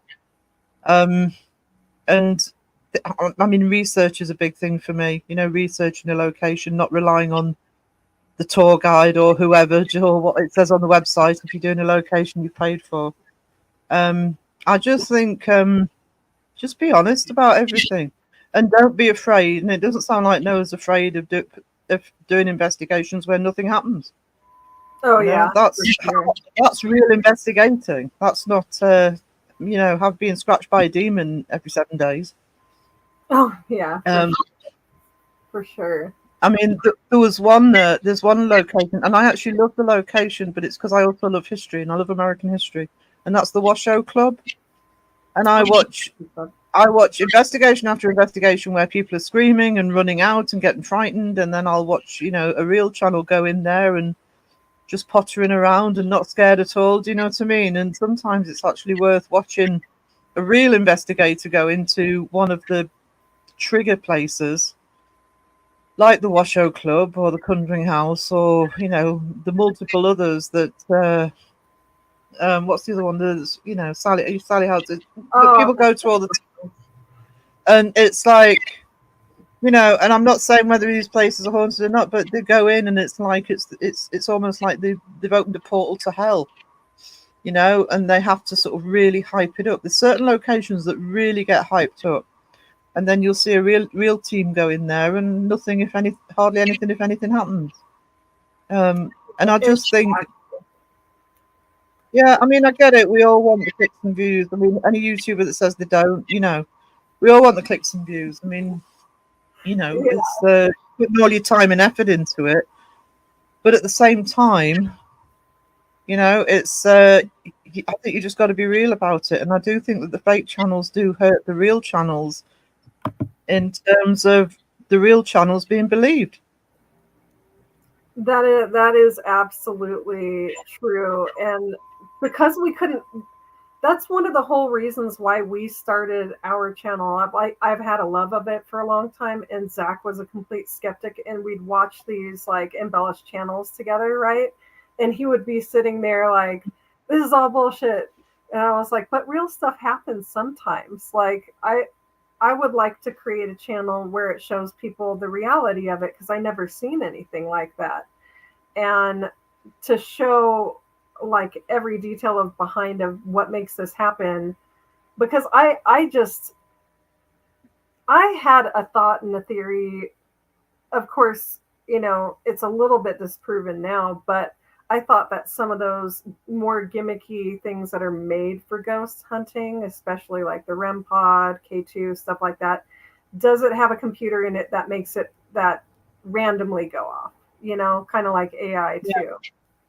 Like I had a theory about that, and I was like, man, we should show everyone that you can make it interesting and exciting even if nothing happens, and bring the real reality of it in to the whole entire situation. The drama could be like tearing one of these apart to see what's inside and seeing how it really works. Is there something inside that's like recording everything and spinning it back? Yeah, I mean, it is possible. It's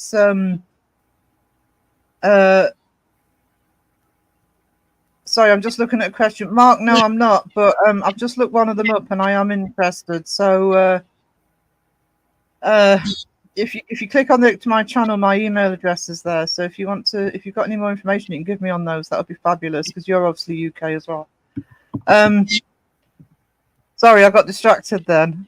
That's okay. Like it's very hard for me to scroll up and down in the chat. Like I skip everything. Oh, when I do. Well, Candy's my mod as well. She'll tell you how crap I am at scrolling through chat. That's why when you're in my lives, there's little bells when I get to the bottom of the chat. It's like a celebration. Ding ding.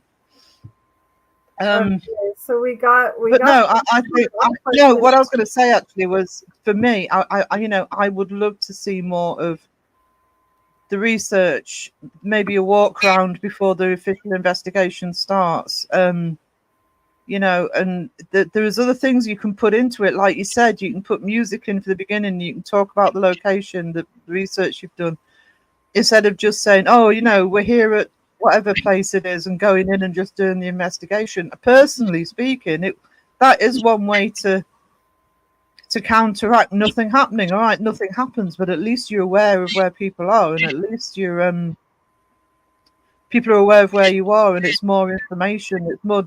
It's not just sitting in a room waiting for something to happen. You know, so and you cut between the two to make it more exciting, to break up the just sitting there and not doing, not getting any evidence. And I think if you do it in the right way, if you're not getting anything, then you can make cuts, because like, who cares? There's nothing going on.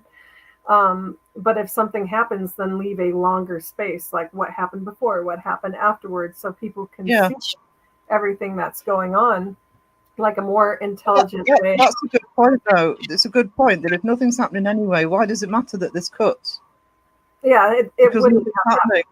Yeah, if something's happening, then maybe yes, the longer edits to sort of show it. But if nothing's happening, you can just say nothing's happening, and say how long you've cut forward to where there's still nothing happening. That's at least going to let you edit your video and make it more watchable for those who don't want to sit through, a full-on time reel investigation, if you like. Right, because that's the problem that I was finding, because there was these, like, I can't even find any of the channels, but if I was trying to look up a specific place, and I would find a real paranormal investigative team, but it would be a really long, boring video of them just sitting in the dark and saying things and nothing happening. And there was no back and forth. There was no chemistry. There was no. It was just flatline to me. Like I just can't. I couldn't. I was like, this is unwatchable. And I know nothing happens a lot of the time, but you can make it interesting if nothing's happening. Have chemistry between the people. Have something going on in that aspect. And I think a lot of those popular, like you were saying, a lot of the popular sites, and people go around and they listen to the owner or the caretaker tell a story, right? Yeah. The Sally House is one of the ones that gets on my nerves the most. I've done a lot of research on that place, and none of anything that they say has any factual credit to it. So, I really want to go there and then show people the actual historic documentation for that house specifically. The doctor never lived there. Never. The doctor was never living there. There was no little girl named Sally. There was none of that. Yeah. It is all entirely fiction, and people take it as fact. And then they're like, "Oh, Sally, she's running around the house. Oh my God, she's terrorized by this demon." I don't know. Maybe people were into witchcraft in that house and had some bad fortune. I don't know. Maybe that's made up as well. Like, it would take some digging to get to the bottom of all that. I don't. Well, that's the problem, isn't it? The sort of, especially the older the property, the more digging you have to do, the more sources you have to go through, local records, blah blah blah. It's a big task to actually research properly, and most people don't want to do it. They don't care. So time consuming. I did want to say thank you, Rob. I saw that you subscribed to the channel, so thank you very much, Rob.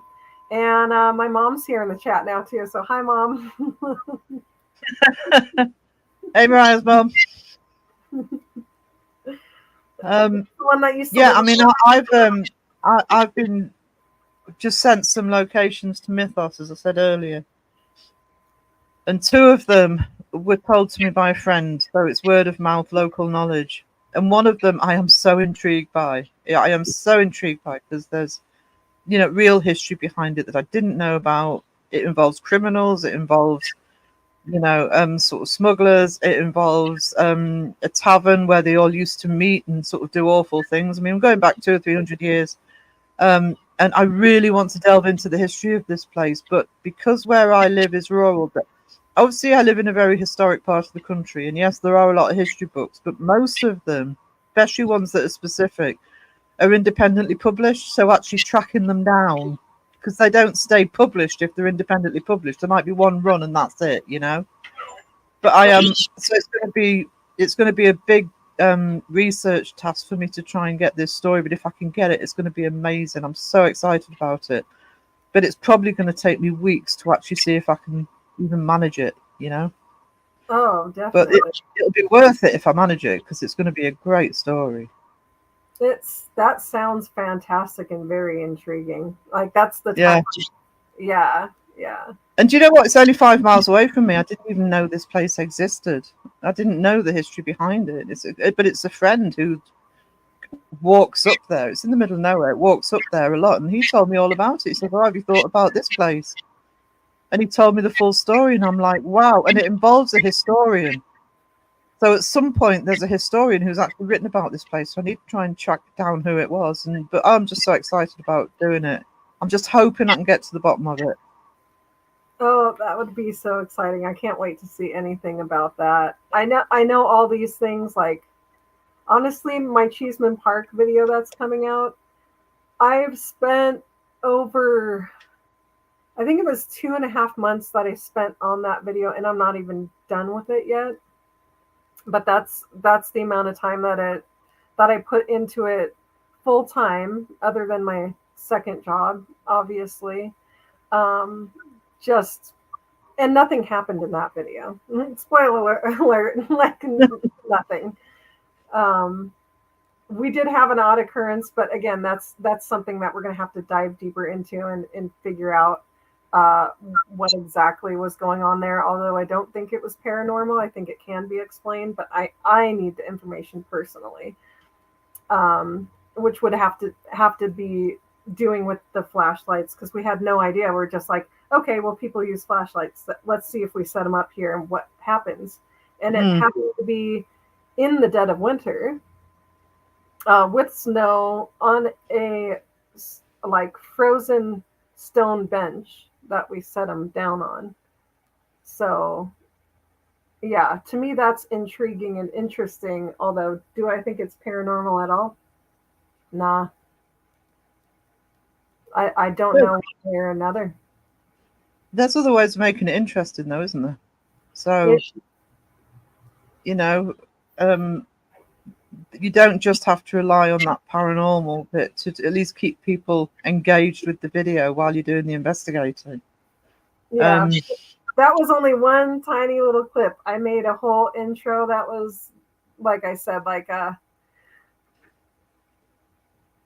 so this is when I found all the debunkers, and they were they've grown a lot since I found them, but it was something to call attention to all the debunkers, and I was going to shout them out and put their links below.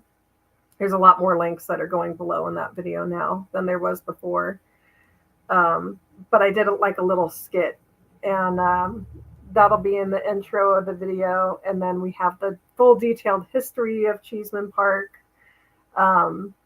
which is really rather interesting. Like the whole thing that happened, there are historians that talk about it, and it's 100% factual. So that's the part that's really interesting. And a lot of movies have been based on that place because of the thought of like moving a cemetery, but only moving the headstones, you know? Yeah. The whole thing is scary to people. And it's a public park in Denver that people, you know, they'll play volleyball there. They'll take their dogs on walks. There's like a little kids playground there. Like, see, that's what I mean. You can get real occurrences like, you know, moving the headstones but not the bodies, and that's going to grip people in the first place. And that actually happened. You don't have to make up stories. You know, it's why if either Mythos or myself and Mythos go and investigate this place I'm talking about, I mean, the story itself is going to be intriguing if I can deep dive into it, you know? yeah. So, like, ooh, I love hearing those stories. And it's like, you know, anything dark and mysterious, really. And then going saying, does anything happen? Oh no, nothing happened. But if nothing happens, nothing happens, you know, and that's fine. But there's a story behind it, and hopefully there'll be a really good story behind it. I mean, Mythos went up to one of the most famous ones up here. It's called Winter Gibbet, and all it is a place where they used to, hang people.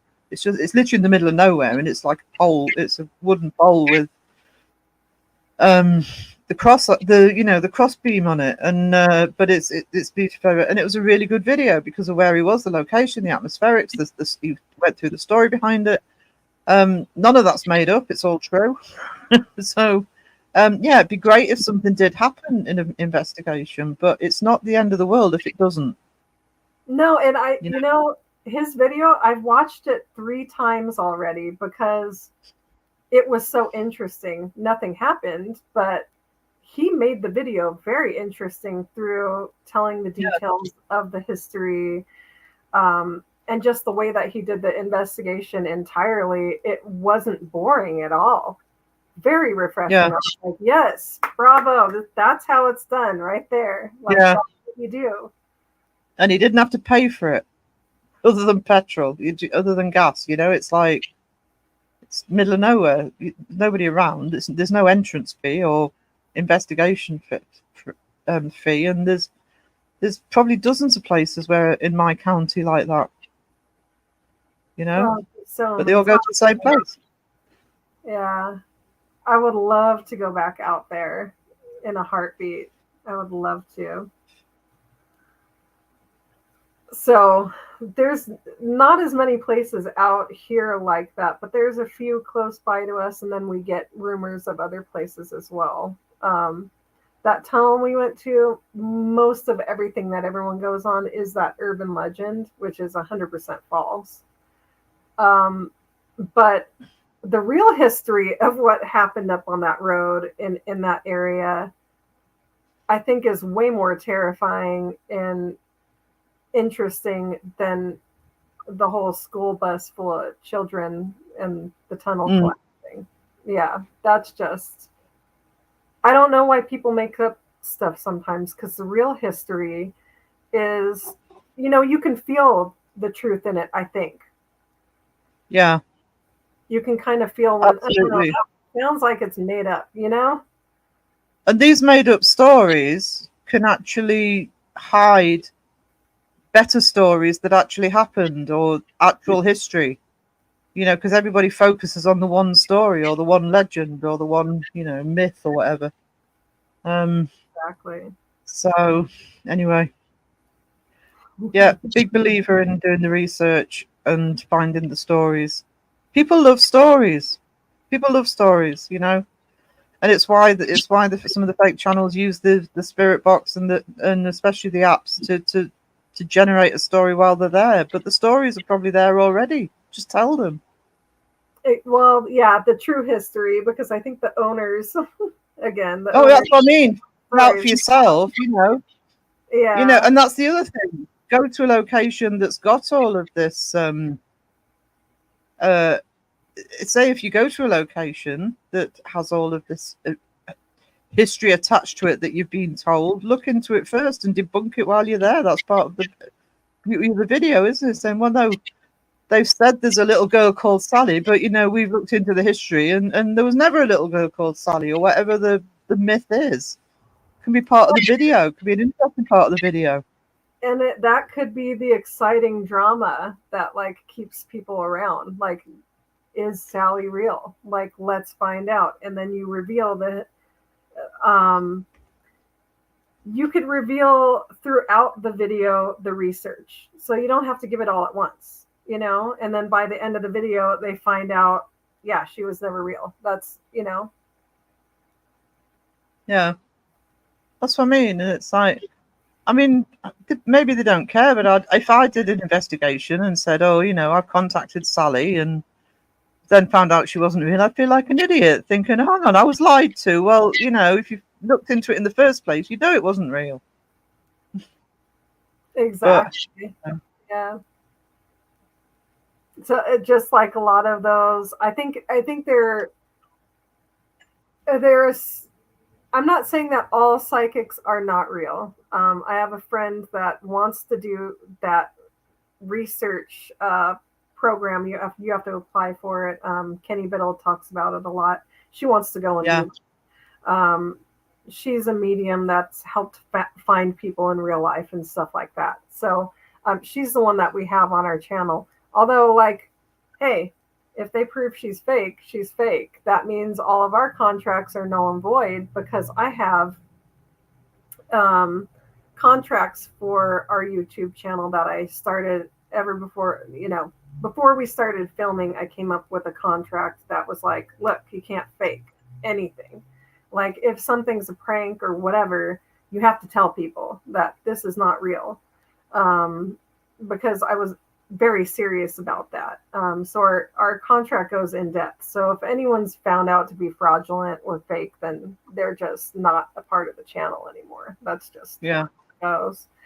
But, I hope to find that, she does have real validity to her. But I think the point that I was trying to make is that a lot of these like fake ones on YouTube, they're just using it for views and clicks and stuff.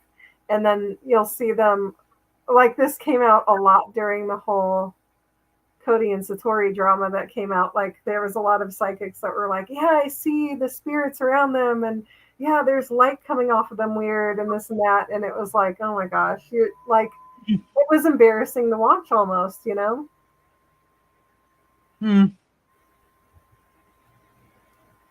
Yeah, I'm not sure about psychics. I believe in intuition, and my biggest experience, which is a long story, I'll be telling at some point on my channel. I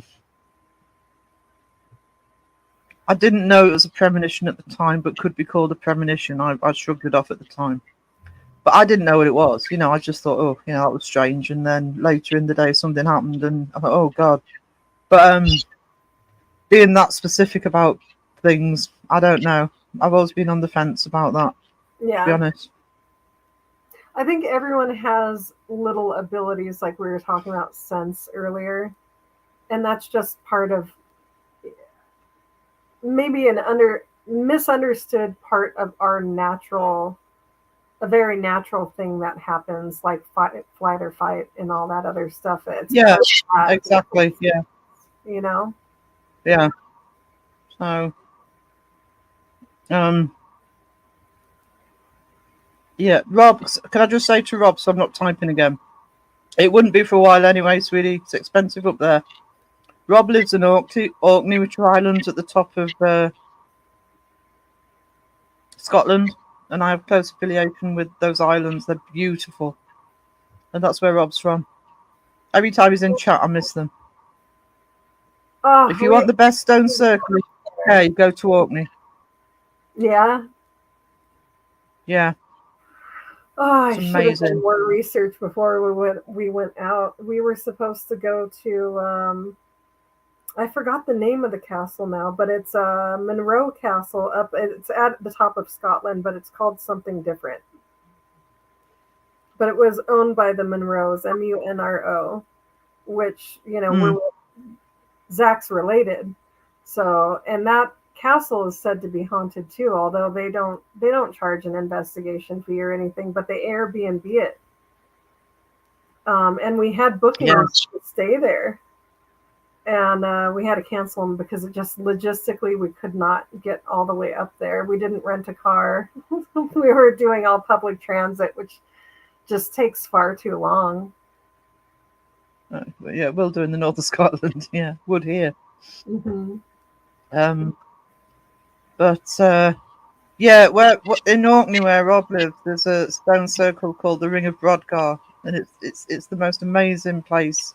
It's one of my favourite places on the planet. And I used to go up there every year till I was 14. I'll say it quickly because most people in the chat are in my chat, so they've heard this before.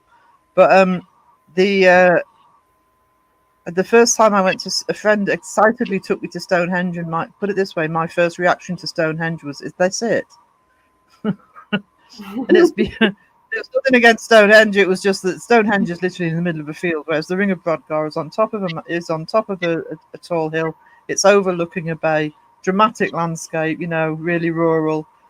There's an island in the distance called the Isle of Hoy, which is called the Dark Island because in most weather it just looks black and dark. It's just stunning. It's absolutely stunning. So I would really love to get it back up there and actually maybe do an investigation up at the Ring of Brodgar.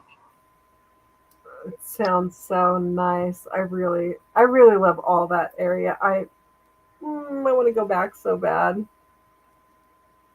It sounds like a place I would really go and investigate.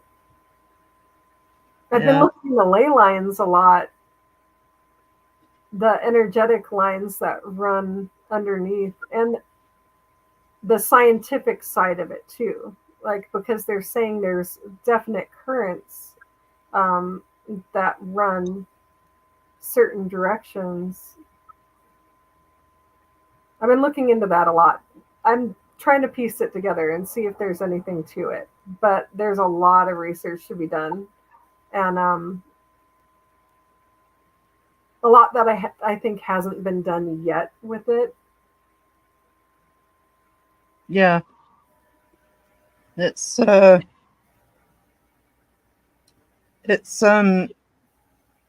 that's the problem, is there's so much to research, and it, like any type of research, there's always priorities. So some things don't get any attention or very little attention. So sometimes it's a case of trying to give some of the attention yourself, you know, if it's not being looked at. Because like all research, whatever type it is where the money is, you know, because research needs funding. So if it's a topic that people aren't interested in funding, people aren't going to research it unless they do it off their own back. So then it's up to you. Like, really, if you could find a way to make a channel interested in real research interesting enough, it could fund more research. I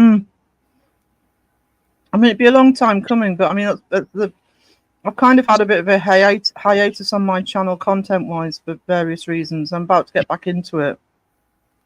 But that's actually where the channel's going to start going now, is hitting topics that I have to research thoroughly, and maybe aren't the normal type of topics, some of them that would be in the debunking community. But I want to do stuff I'm interested in, so, you know, whatever. Me too. Plus experiments that I know the experiments we do, some people will shake their head at, and conclusively whatever we find, you know, but I need to do experiments just to know things. Like we did, okay, so we had the cat balls just like everyone else did, because I thought, oh, this is a normal item, right? Then I look at it and they explain them, and I'm like, okay, so how do you stabilize this thing?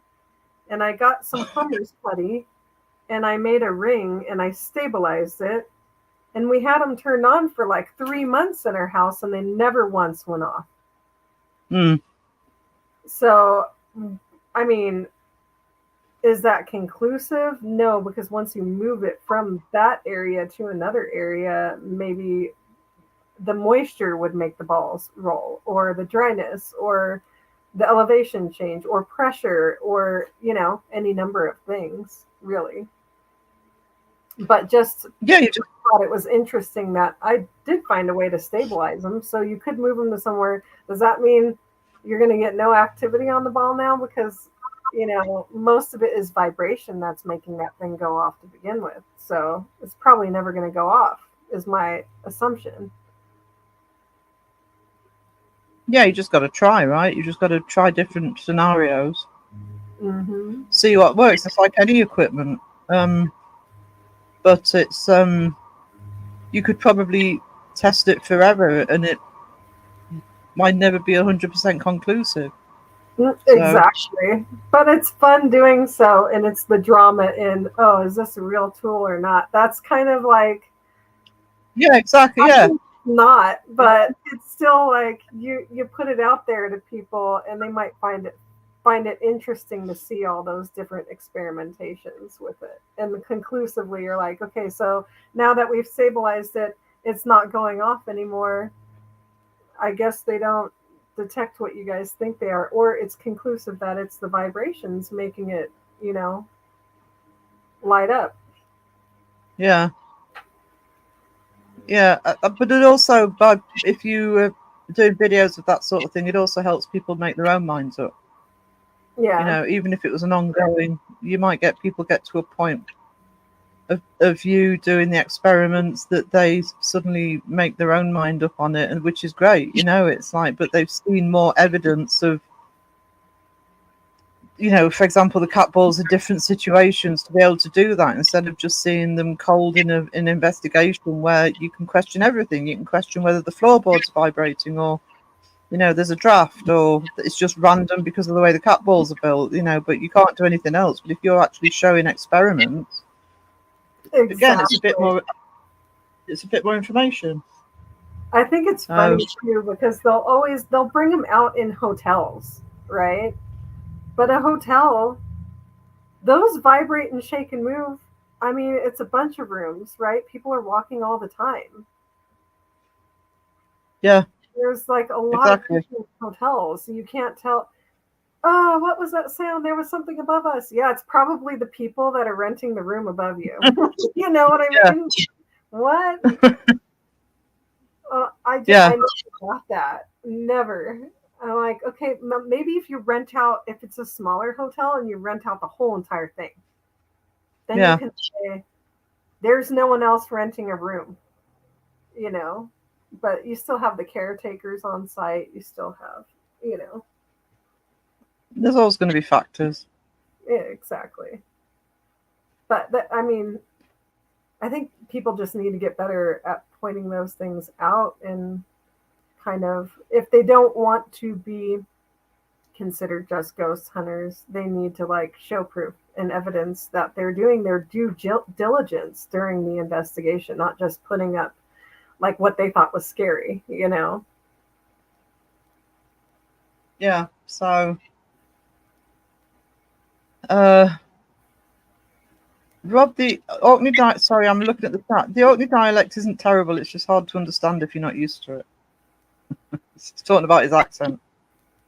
Yeah, I just think that more practical demonstrations would be useful.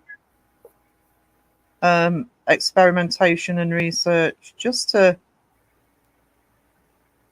get more information out there, because I don't think any information, or very little information, is getting out there at the minute. So look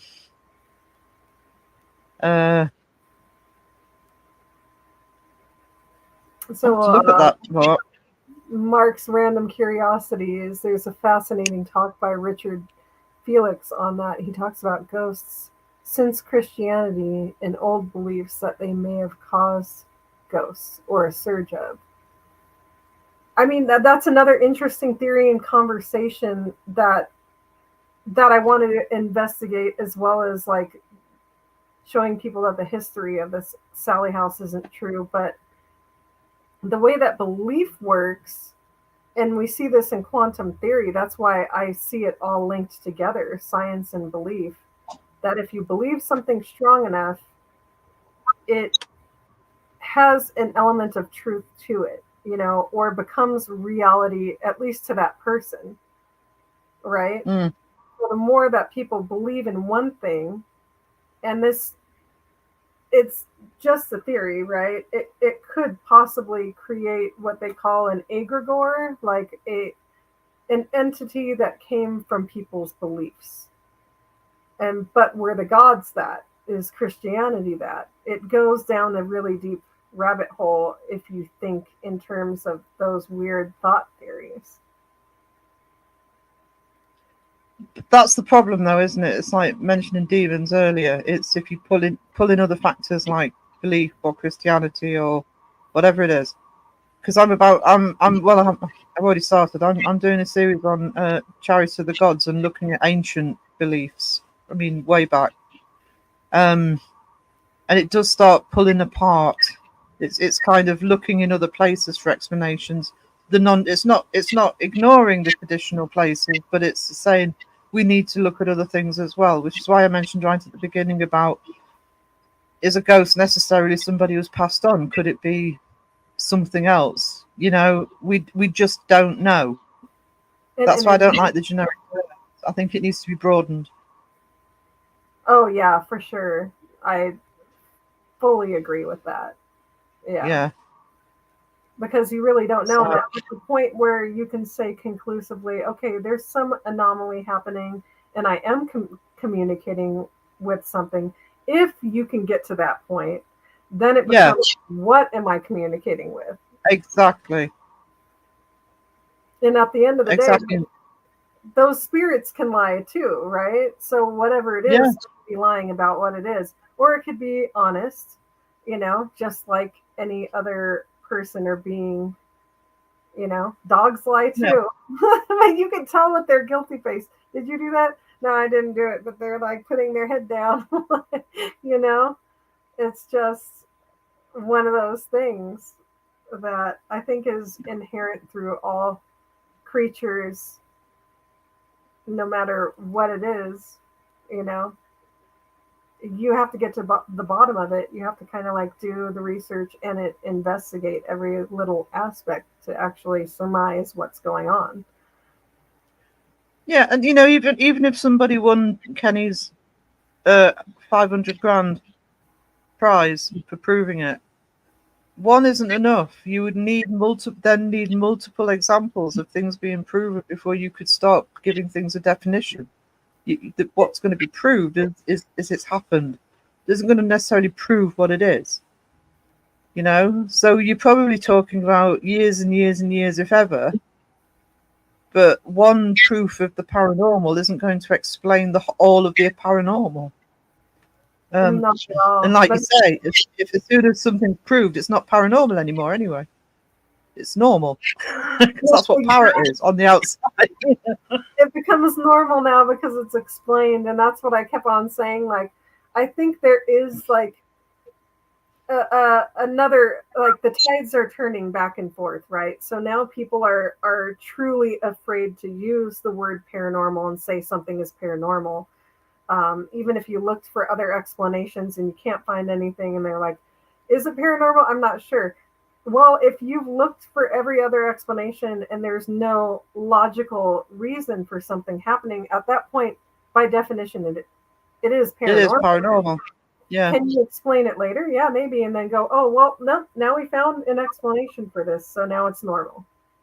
It's funny because I was looking at the definition of cryptid the other day. And the definition of cryptid is an animal that hasn't been proven to exist. So when people say there's no such things as cryptids, well, yeah, that's kind of why they're called cryptids, because they haven't been proven yet. So these words get used genetically. I've seen a cryptid. Well, if you've seen a cryptid, it's not a cryptid. It's something that you just haven't recognized. So there's all sorts of catch points in the terminology. That's why I don't like people focusing so heavily on things like the word demon or ghost, or it's like let's look at what's happening before we try and work out. Sorry, let's work out exactly what's going on before we try to start explaining it. I think that's the first step. Yeah. It definitely can't say I saw a demon or I was trapped with a demon, because come on. How do you know? How do you know? Did they say I'm a demon to you? Mm-hmm. So you're not negating the experience from that. I've had my own experiences. Do I know what they were? No. I just know I've had them. But can I tell you exactly what that shadow figure was? What that full-bodied apparition was? No. I don't know what it was. Other than I saw them. That's the starting point. So anyway. Was that scary when that happened? Because I'm the kind of person that does get scared, and I'll jump behind Zach. Let's figure out what it was, but I get scared. I get scared, but not straight away. I don't know whether I've got I can consciously put a barrier up. But even some of my experiences, if I think about them now, I get creeped out. Just at the time.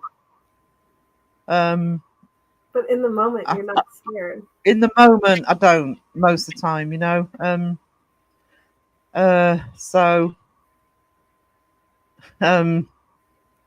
yeah, anyway.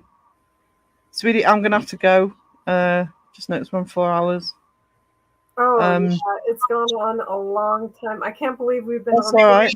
Actually, Really enjoyed it. I did too. Thank you so much for Oh, yeah. joining me. I'm so glad that you both came on because it was just a blast, and I hope to do it again sometime. I enjoyed it. And it was nice meeting Noah.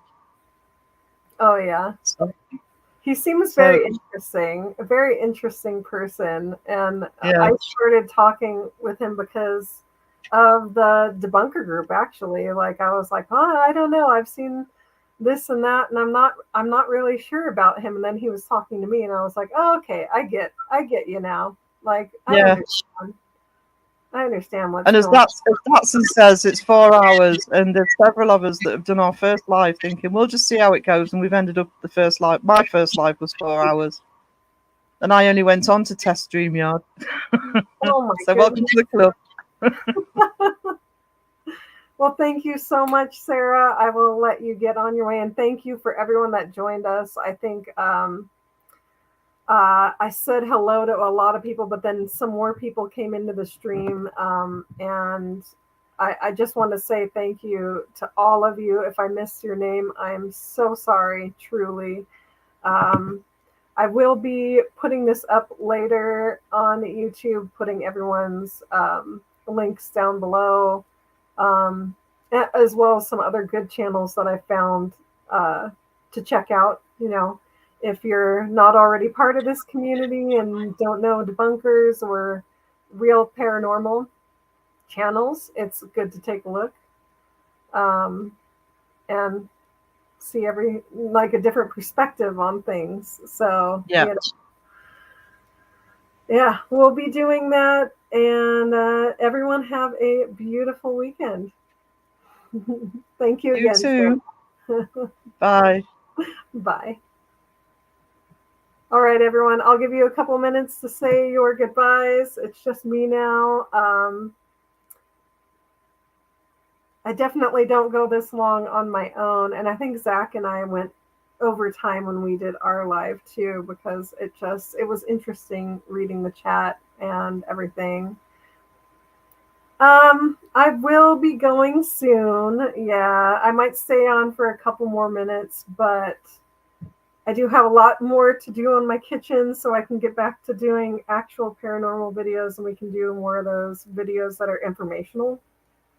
I'm not sure how many people will be interested in those, but where we test things out, tear them apart, talk to experts, and actually dive deeper into what's happening. Because, like I said, I can see how some things can be explained and it makes sense to me, but I need more information because I have more questions. So I need more details and more information. And if anyone wants to join me on that journey, we are going to be doing a lot of that. There will be more investigations, more locations that we go out seriously investigating to see what happens. Some locations are going to be more of a investigation on the location itself, not paranormal, but like, you know, is this place legit or not? What's the history on it? All that type of thing. We're going to be doing a lot of that. But those might all come in a series because I don't necessarily want people to know like what we're up to yet. That's kind of, I think we have an advantage being a very tiny channel at the moment because of that. We can go in, no one knows who we are, and we can do a proper investigation to see exactly what's going on, investigate the owners, investigate the history, investigate the actual building itself to see if there's anything that can be causing things. So yeah, I hope you all will stay tuned. I definitely will be doing some reaction videos to the investigations that we do have up now, because I think some of the things we we actually can find a reason for. Some things are still unexplained. Some things have possibilities. And then some things I just want to explain, like what was going on in the moment, because sometimes there's not clear context either. So hopefully we'll be able to get that. And then when there's membership availability, we might have some longer videos that are unedited in there too, just to kind of show people more context.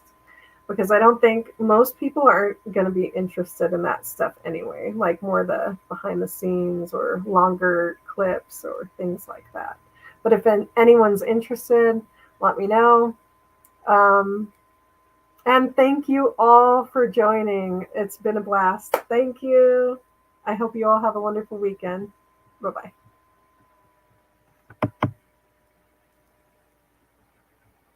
The stream's not ending yet. It was always awkward, isn't it?